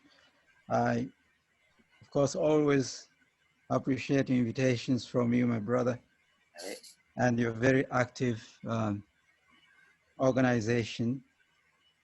You are in so many ways an embodiment of the values that we need, especially during challenging times when we all, and I'm sure this has been highlighted, have to come together and to unify in order to address and confront the global challenges. Now, in my remarks, I will sort of focus on primarily on the spiritual dimension of climate change issues. And I'll start with the premise, which I believe is common to most of our major religions and faiths. And that is that the care for our planet Earth, or creation care, if I may just summarize, is a sacred duty. It is a sacred duty primarily because we, the people and our Mother Earth are sacred. From the very beginning, We were all created by our one supreme God, a God of many names. So that's a fundamental premise, that in addressing issues pertaining to climate change, we need to get back to the genesis of creation. Meaning that since our roots, our beginnings are in the sacred, nothing and no one has the right to mess around, if I may use a common expression, with our Mother Earth, our common home. As Pope Francis in 5 years ago referenced it. Therefore, it is our solemn responsibility. It's our solemn responsibility, individually and collectively, and especially globally, to care for Mother Earth and to protect the environment. Now, at this particular time, very challenging time, it's evident that the climate crisis is global. It is global, and it's an emergency. It is an existential threat. Now, this is evident, it's obvious, even as, regrettably, and here we live in the United States, we have a lot of people, and many very placed in high places, still denying the experience of global warming and the threats that it poses to our very existence. Now, I'll touch briefly later on why this is.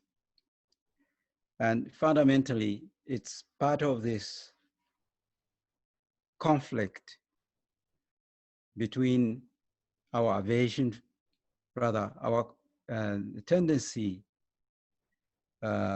towards materialism, the tendency towards selfishness, towards greed, towards self-aggrandizement, the self, the ego, as opposed to the greater common good.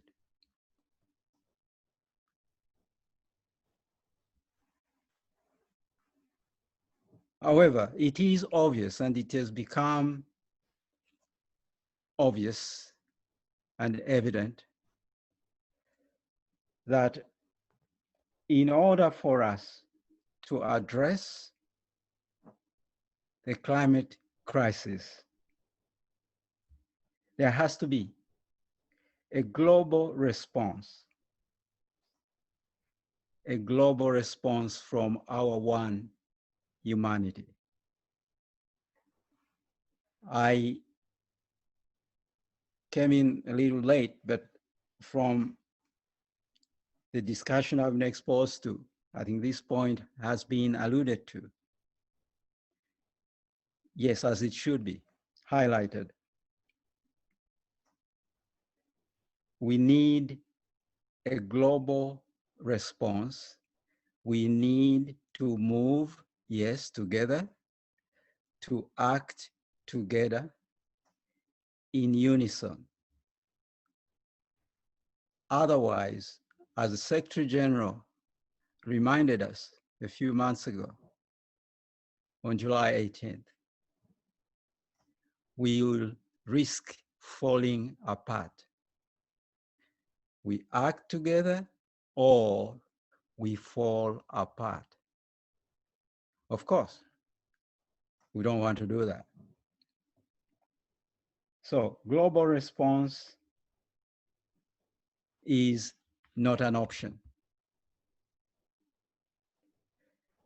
Climate justice requires mobilizing and working together in unity and solidarity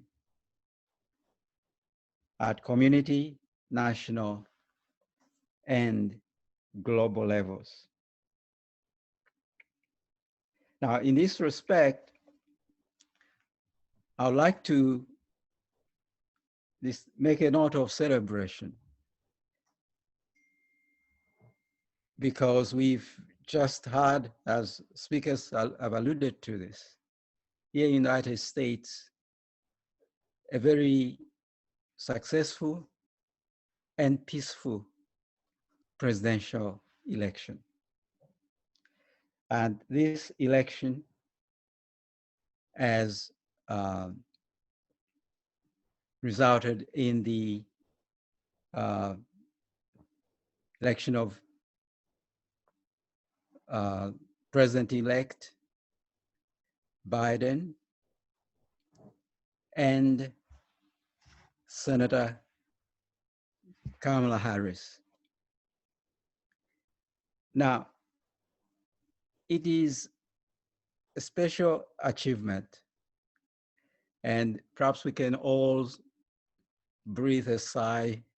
It's a sigh of relief, especially in light of the tension that has preceded it, and in light of the impacts of COVID-19 on our community, our brothers and sisters here in the United States. However, we need to celebrate this achievement, not least because for all of us who know the president-elect and his commitment to public service, selfless, dedicated service, and the sufferings that he has endured, and his active advocacy on the international level. And he, as we all know, served as vice president to President Obama.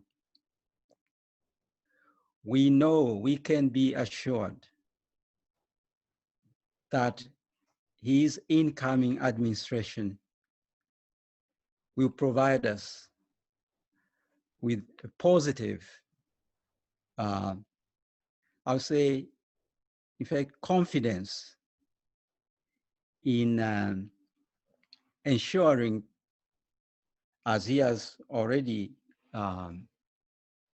stated, ensuring that the United States rejoin the Paris Agreement. So this is a point of celebration because it affects, of course, one of our major member states at the United Nations, and also United States being, as we know, one of the key founding members of the organization. So this has to be, as I say, appreciated deeply. The US had helped to champion the Paris Agreement, and we welcome the United States back, and we look forward to enlightened and committed leadership. This is a time for unity, not division. I would also like to appreciate or to celebrate the victory, when I say it's a victory for those of us, in fact, I would say for the United Nations, in that gender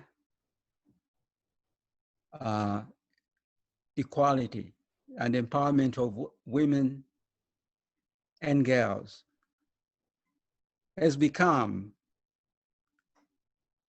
extremely, extremely essential to the resolution of the major challenges that confront humanity. It has been stated quite often that the issue of gender inequality constitutes the central moral imperative of our times. Therefore, the election of President-elect Biden, and especially his Vice President, Kamala Harris, is historic on many levels. And everyone must salute this. At a personal level, my vocation, as you know, is gender equality and empowerment of women and girls. And I am so excited, so delighted, because this charts a course of historic proportion. And I believe that Vice President-elect Kamala Harris is going to provide a very effective support to President Biden. And she's going to deliver on many, many grounds. And this is a victory for the United Nations, for the world, for everyone.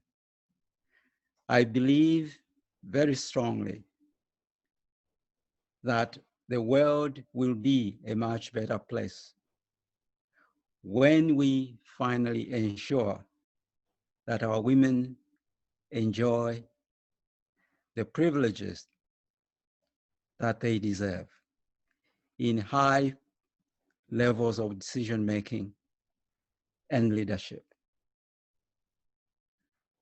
And I know this, that, for instance, our Secretary General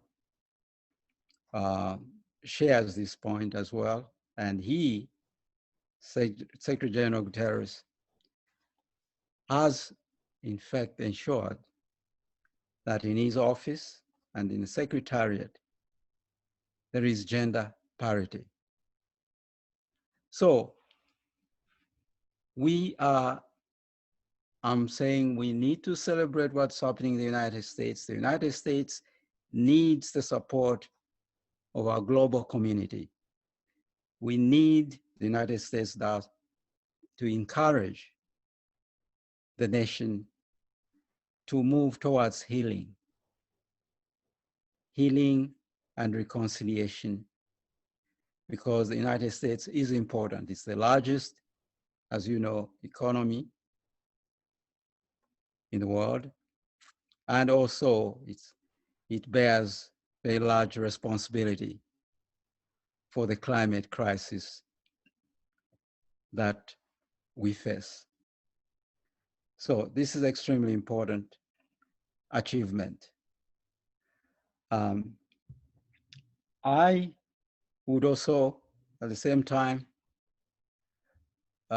like to salute this achievement, because the United States needs to come back to rejoin the World Health Organization.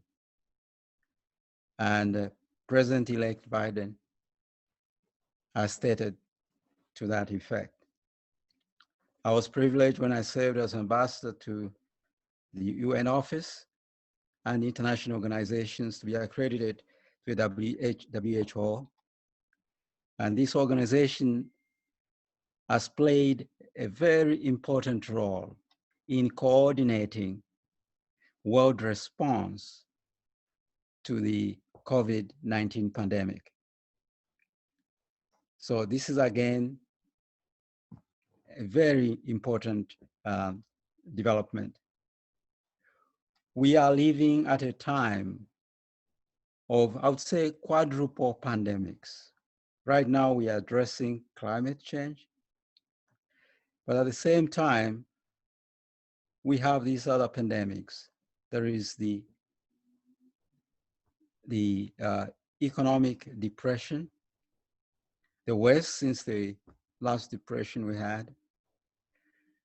We have the health, of course, the hunger pandemic, which has been projected, still happening, but projected to engulf approximately 120, 130 million people in the developing countries. And we also have a racial,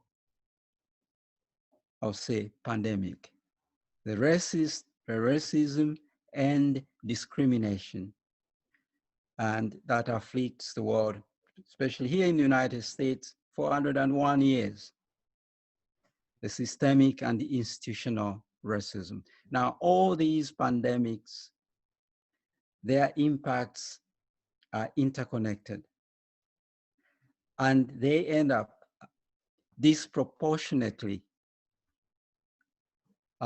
disadvantaging the most vulnerable amongst us. Now, so it's extremely important, even as we address solutions to the climate crisis, we become mindful of the interconnectedness. And this can best be appreciated, especially from the spiritual perspective. The spiritual perspective. And this is important because it's like one body afflicted by different elements, but still the viable solution demands a collective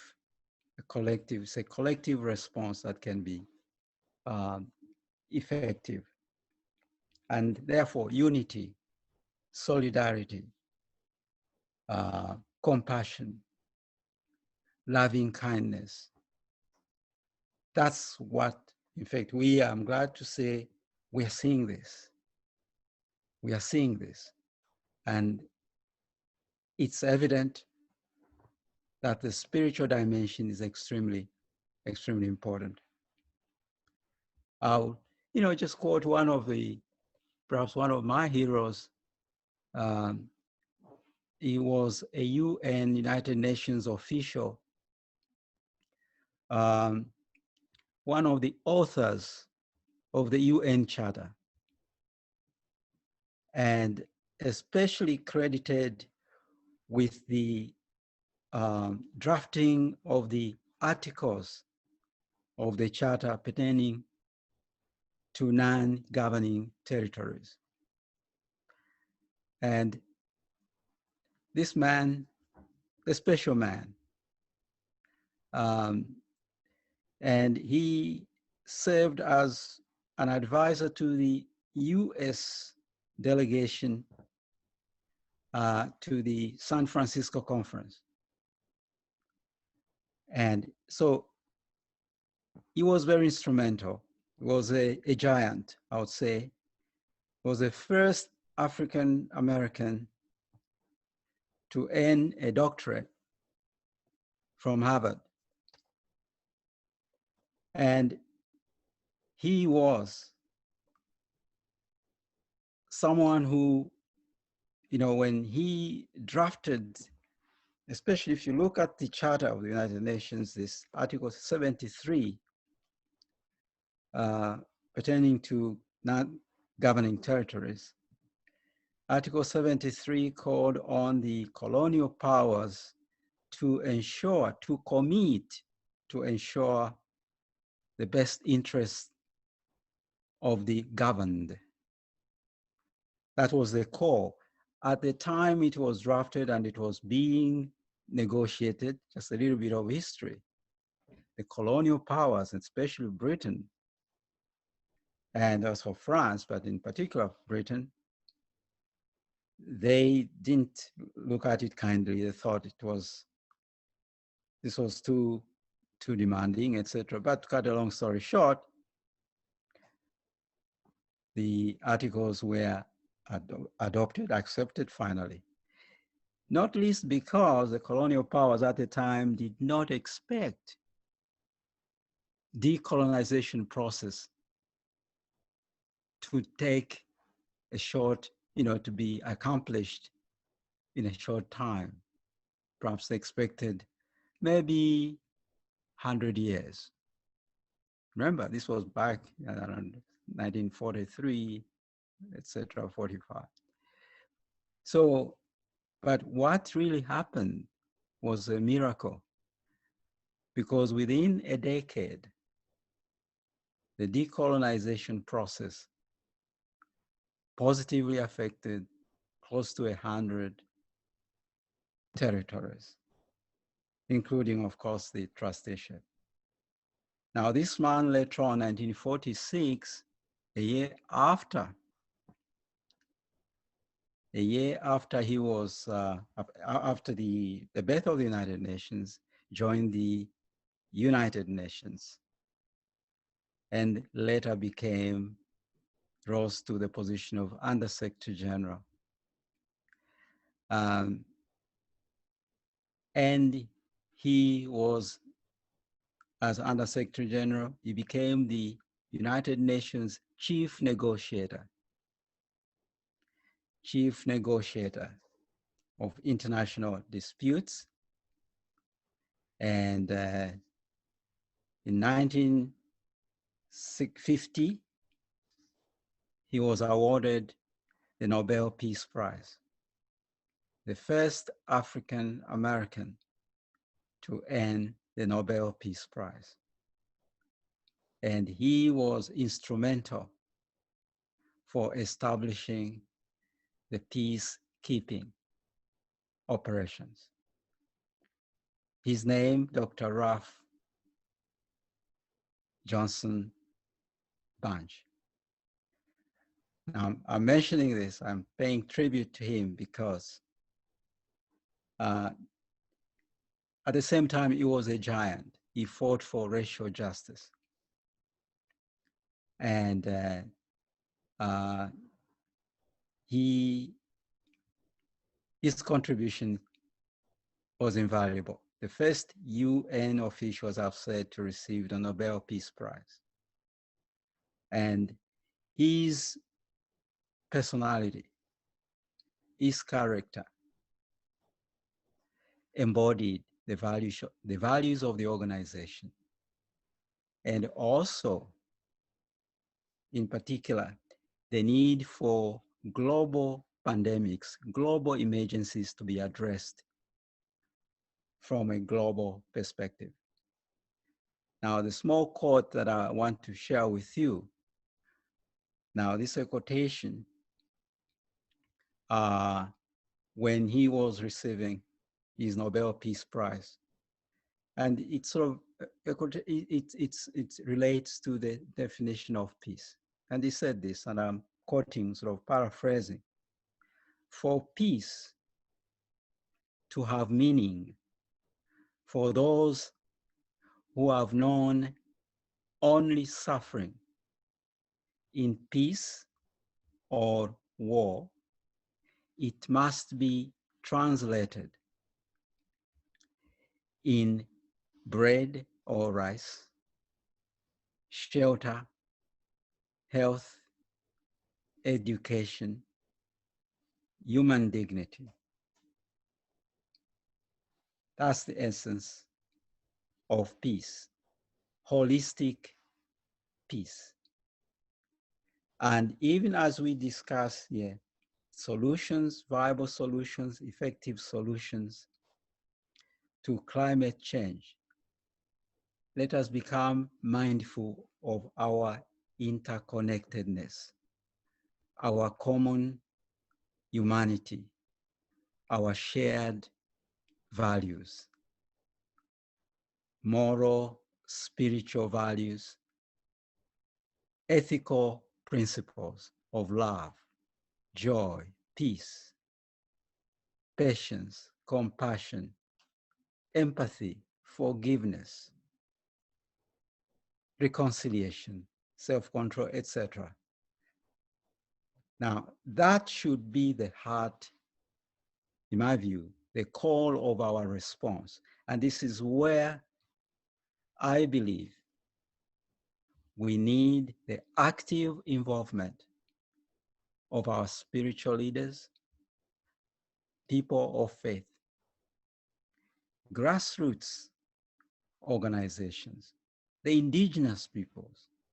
They have valuable experience, valuable knowledge. They are the best custodians of our environment, our humanity. And yes, mention has been made of the role of media. Yes, media has an effective role. Now, at the same time, we have to be mindful, and here the Secretary General has also alluded to this. The misinformation that's become prevalent and very dangerous. We have to fight misinformation. Fight it by what? Asserting facts, the truth. We have to make sure that our leaders, we hold our leaders to account when they promote things that are not true. We have to hold them to account. And so I believe very, very strongly that, again, as a spiritual dimension of this, is that we living at a time when we are losing our loved ones. United States, as we know, we have about 230 now, 40,000 who have perished. And many of them, again, most vulnerable members of our society.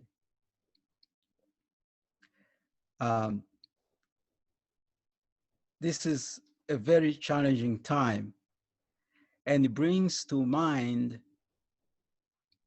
reverence for life. Reverence for life. The life of people, lives of animals, the lives of plants, the lives of minerals. Now, this to me is extreme because that is the collective we are talking about when we address climate change. Just not the humans, it's also the non-human, our non-human members of creation. So we are living at a very challenging time, but at the same time, a very exciting time in the sense that we have to call on our humility. We have to call on the fact that we are reminded of our fragility in a way. We cannot take life or anything for granted. And the best reaction is compassionately to reach out to one another, to love others, love neighbors as ourselves, and to see in them the image, the perfect image of our Creator. Now, I may be speaking long, but let me just continue by simply saying that we have to, and this is the time, to enhance our commitment to climate justice. We have to demand real solutions and accountability to what's already been agreed to, the provisions agreed to and the Paris Agreement, and a lot of viable local solutions, and to lead by example. And especially for people of faith and conscience, which we all are here, I believe we can play a very important role to foster, as I said, to foster this the spiritual vision of a world transformed. Let's imagine a transformed world in which our humanity should be lived by the values, our shared values. A lot of other things that can also and must be done to speak up. We have to, where necessary, like what has happened in the United States, to stand up to voice our preferences and to vote. And it's something, again, that has to be celebrated.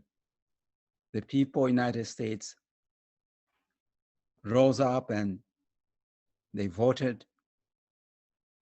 Now, regardless of how they voted, it's important they stood up and used the voice. And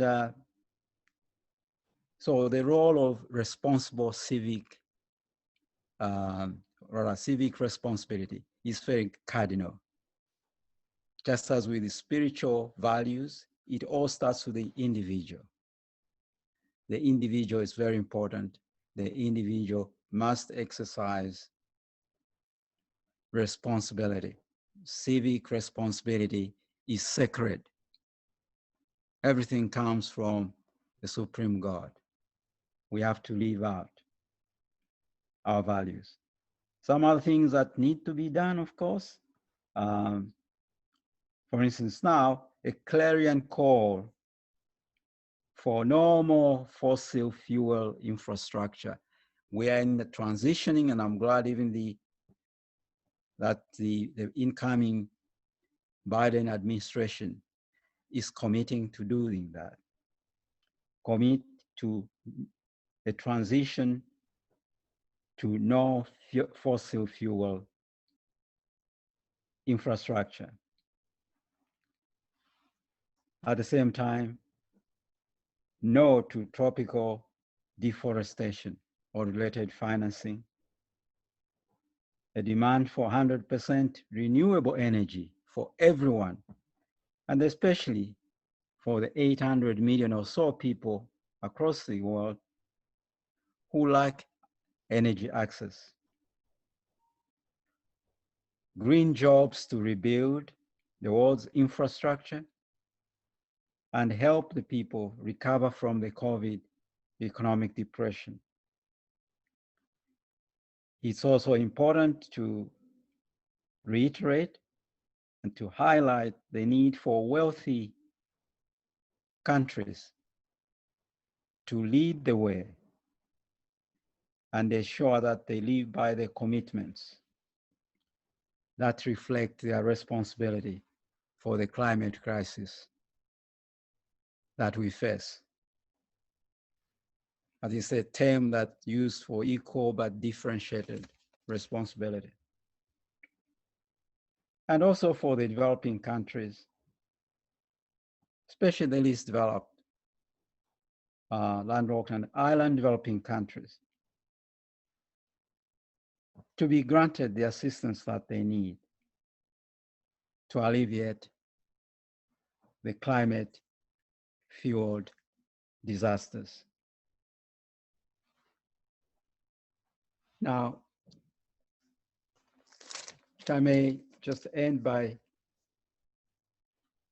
reiterating that my faith rather in the indispensable role of religious organizations, faith-based organizations, grassroots organizations.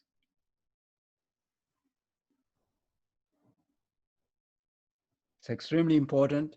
And I, in this regard, would like to just mention, for instance, I'm actively involved with an organization called the Green Faith here in the United States. And also at my church, it's Episcopal Church, we have established a Creation Care Task Force, where we look at this climate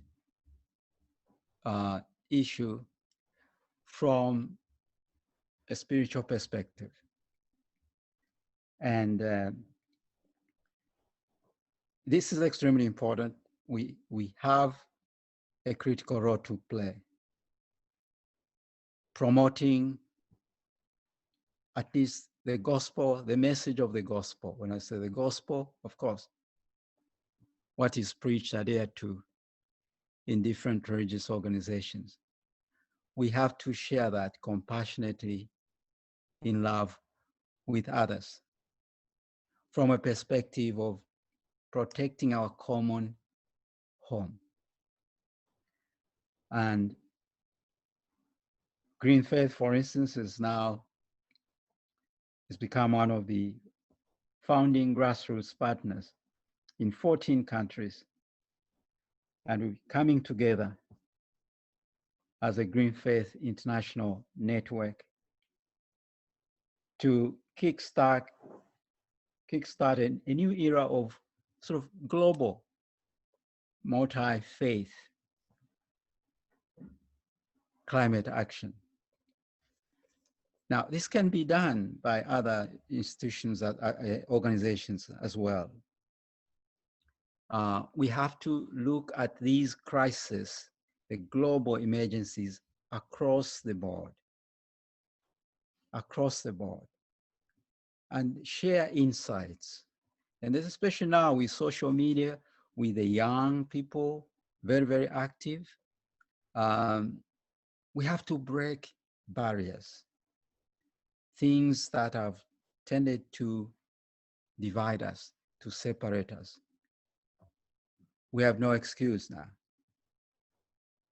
So the role of these organizations, grassroots organizations, faith-based organizations, has become all the more imperative, as has the roles of the youths and also, for me, most importantly, women. The need for us to address the issue that's agenda SDG 5, Sustainable Development Goal number 5, gender equality and empowerment of women, has become extremely, extremely critical. And just look at what has happened here in the United States. And I think it's important right now. This election was in large measure being driven by women. And even we have a president-elect, Biden has acknowledged it. Everybody knows it. His campaign was literally resurrected, by a very strong commitment of African Americans and women, Black women, and people of color, of course, and white women. The same. It's a diversity. So accent diversity. So if I may just end on that note, and again, for me, it's a very passionate, and I'm sharing this, and I'm privileged to share these remarks. Yes, to also highlight the need to celebrate what is positive, even in the midst of adversity, the deaths of our beloved ones. Ultimately, it's love, life, light, hope that prevails. The adversities serve a useful function. We embrace the messages that we get, like in this case, COVID shines the light on the inequities, the injustices, the disparities. To do what? For us to see, to awaken, and to come back and build back, to love more, reach out to others, and address the global challenges that continue to confront us. Ultimately, victory is assured for us. Thank you very much, and God bless you all.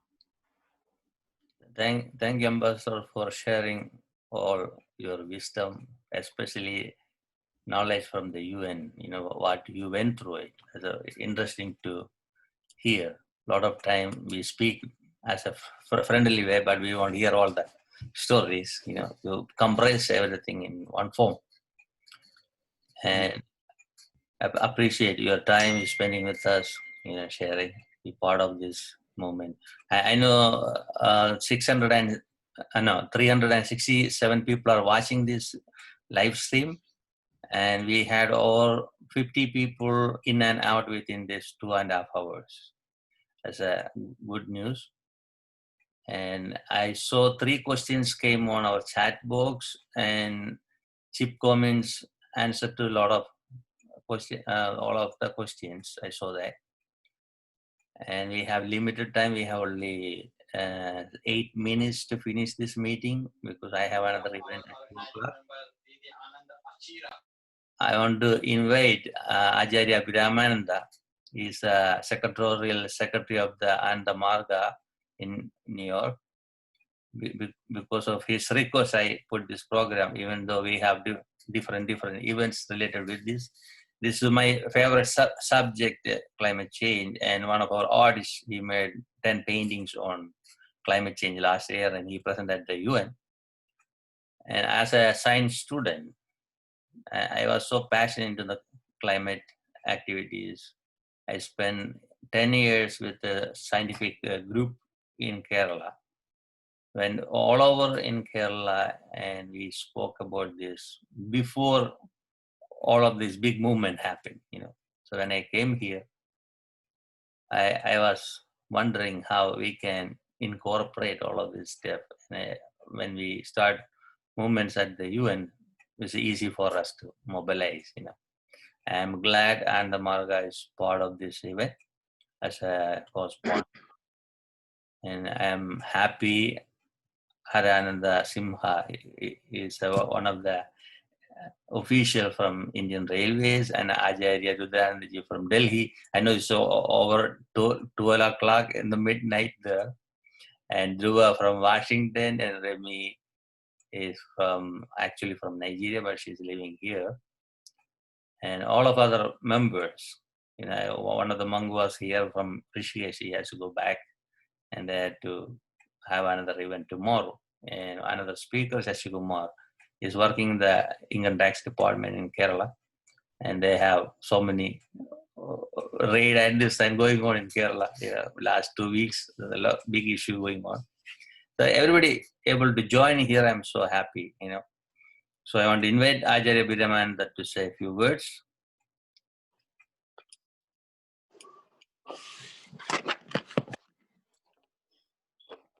One second.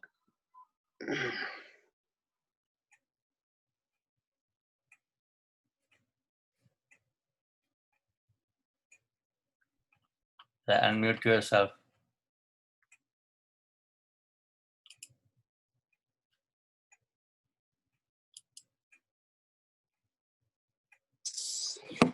Sure, sure. One second.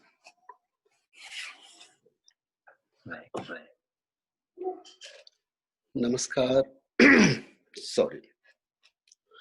It is my great honor and pleasure, honorable guest, Ambassador, Sir, Acharya Rudranand Abdut, Acharya Dhruv Clark Forden, Haradji, and entire team of this climate change and panelists, and all dignitaries, Remy, ma'am, and I forgot the name, so Dileepji will correct me.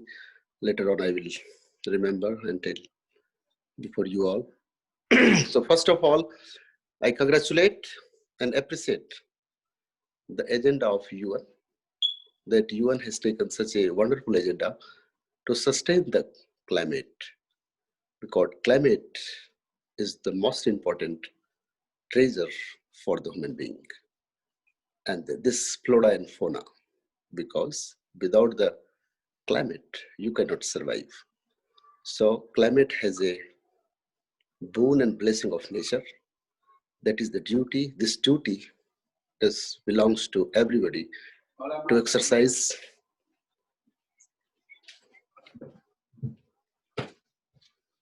Okay.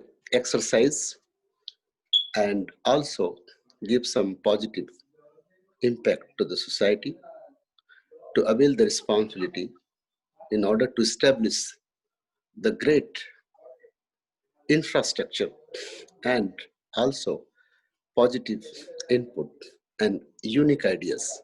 Anand Marga has been working since 1955. Since 1955, in this field of education, health, environment, and various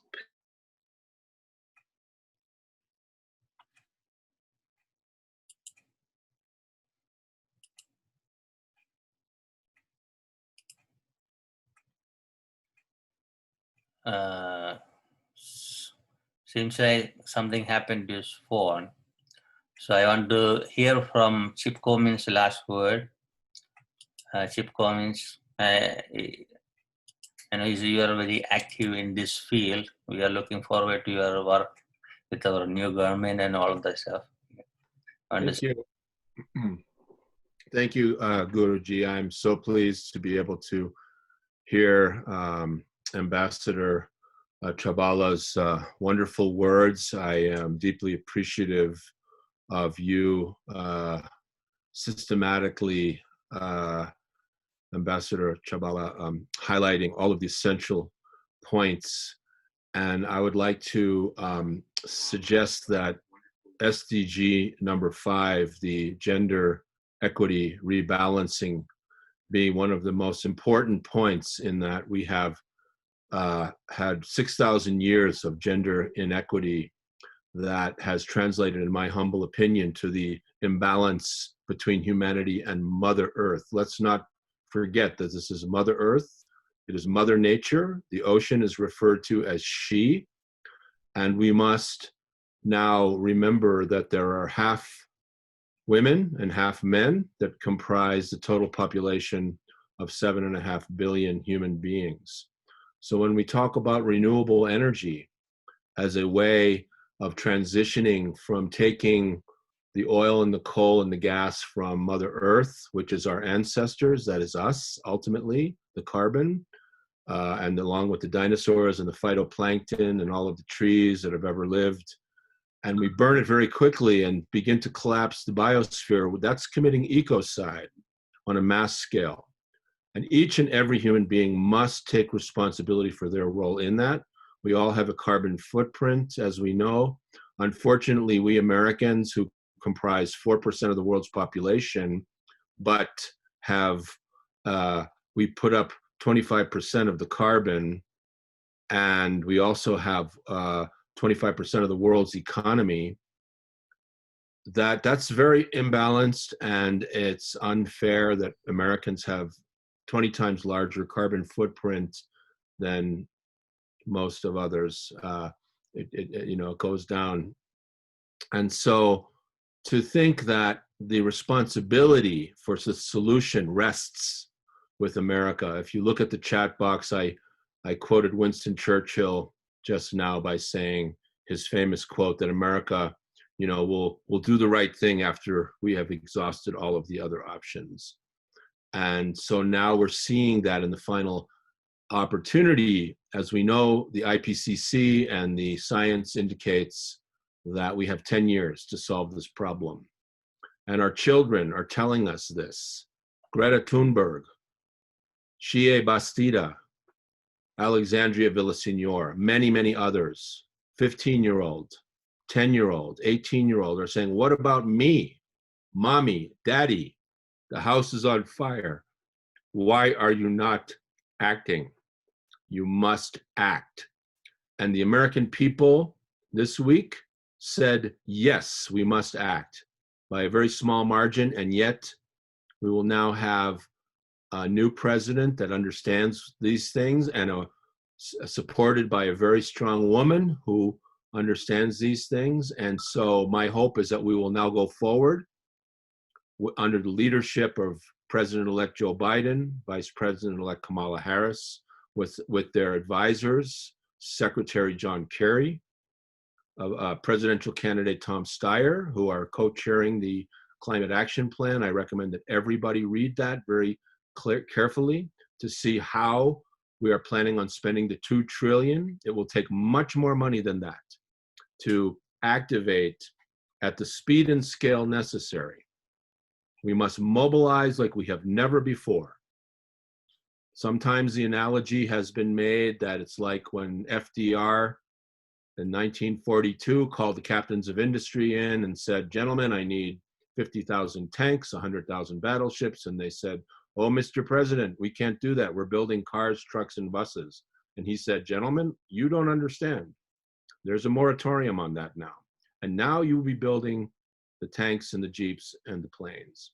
And America rose to the occasion with its military industrial might, and it defeated the forces of fascism in the 40s. And now it is all of the world together that must rise to the occasion, and I dare say under America's leadership, because we have the wealth and we have the industrial capacity to make the great transition towards the great energy transformation that must take place in order for us to solve this problem and reverse the worst effects of climate change. We must remove half of the carbon from the atmosphere and put it back in the soil. We have the technology to do this. I want to tell you that I want to give hope that we have direct air capture technologies that know how to take this down if we can engage with the fossil fuel and the energy industries to come to our aid. We must come together now as a world and invite those that have created the destruction to help be a participant and take a lead role in creating and implementing the solutions. I believe this with all of my heart. It seems like it may be very tough to make that reality, but I think that it can happen and that even China will come. China has 1/4 of the world's economy, but it has 1/5 of the people, and that they must also help. Carbon knows no sovereign boundaries. As soon as it's released, it's equally distributed everywhere around the planet. And so those of us with the largest carbon footprints must take responsibility now, under the leadership of the newly elected president and the incoming administration, to give us the direction. I believe in fully that President Biden will make some agreements with climate at the top of the list with President Xi Jinping and with President Putin and with the other leaders of the planet that are absolutely necessary at this critical moment in the history of the human race and for all life. It's not just humans that are here suffering now, but it's all the animals. And I want to finish my comments by saying that, Guruji, thank you so much for bringing up the ocean. In reality, this should be called Planet Ocean. We are 75%, 80% water, and life started in the ocean.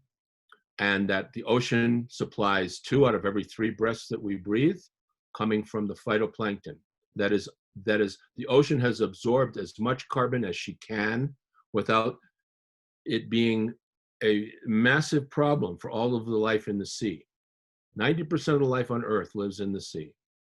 And so my dear friend, Dr. Sylvia Earle, who serves on my board of AREI, recently did an interview with us. I put the links up there. I suggest everybody go and look at our 11 our-day virtual programs that we released in the last month as part of this effort to elect a climate leader.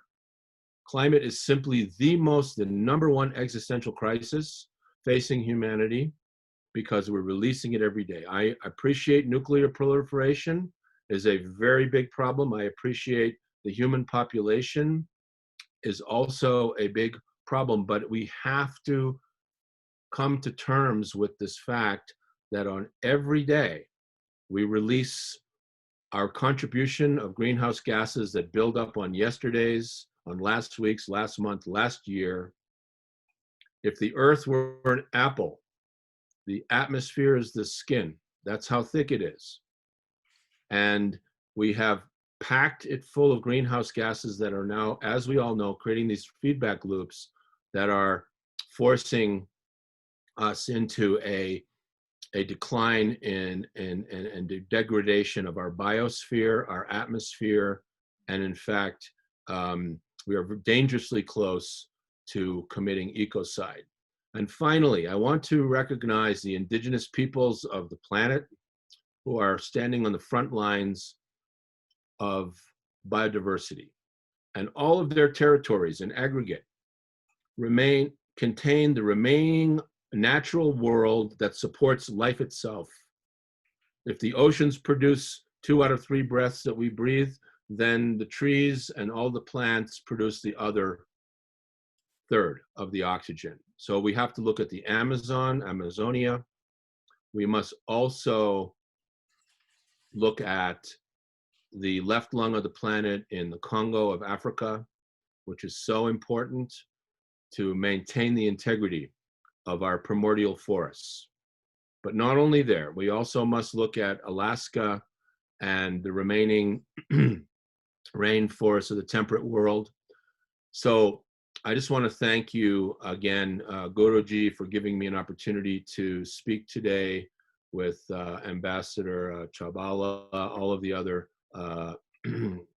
speakers that are having, and thank everybody for your leadership and your continued concern of what I consider to be the most important issue facing humanity. The mission of the American Renewable Energy Institute is the rapid transition from fossil to renewable energy at the speed and scale necessary to solve the problem.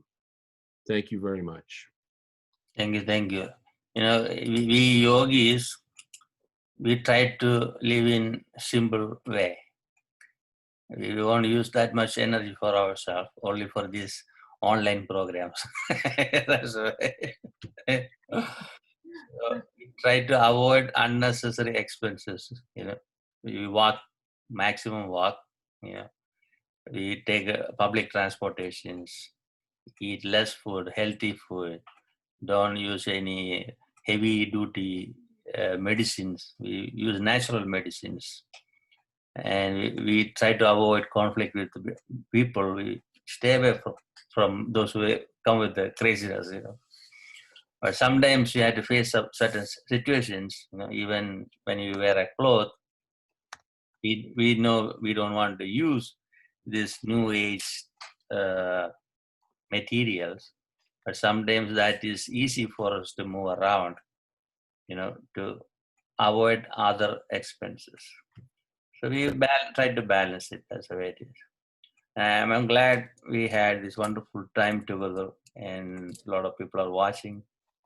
At least they get some ideas. This is the way we promote it, and we'll continue this dialogue and other events coming up. You know, we never stop it. Whatever happening around us, even though Corona is going on, COVID-19 is hitting so hard in New York City and even in India, spreading very fast. Still, we never give up. I have a hope, like Ambassador said, always too good to have a hope. Without it, we cannot survive. You know? So I'm glad everybody came here together. And I see some of our friends, Gabriel, Eve, and Gandhi Kota Ariama. And I read the comments of Gandhi and David. I'm really concerned about the abolition of nuclear weapons. It's not good for the earth at all. And Garima was asking, is it possible to get this climate back? Yes, we can. Only thing is we have to educate people from childhood and make them to act less greedy. We don't need too much stuff, you know. There's a behavioral, Ambassador already touched those areas, values and ethics, morality and all that stuff. You know, it's very important to keep up a balanced life. I hope the new administration will make a global change with the help of the UN and the other countries. Otherwise, it won't happen. We had to bring everyone in one table and sit together and make the plan and go very steady and aimful way, I hope. So thank you, everyone. It was a wonderful time we had. I have another meeting at 2 o'clock, so I had to say bye to everyone. We'll keep in touch. More events are coming up. I'll update on Facebook. Thank you, everyone. Appreciate it.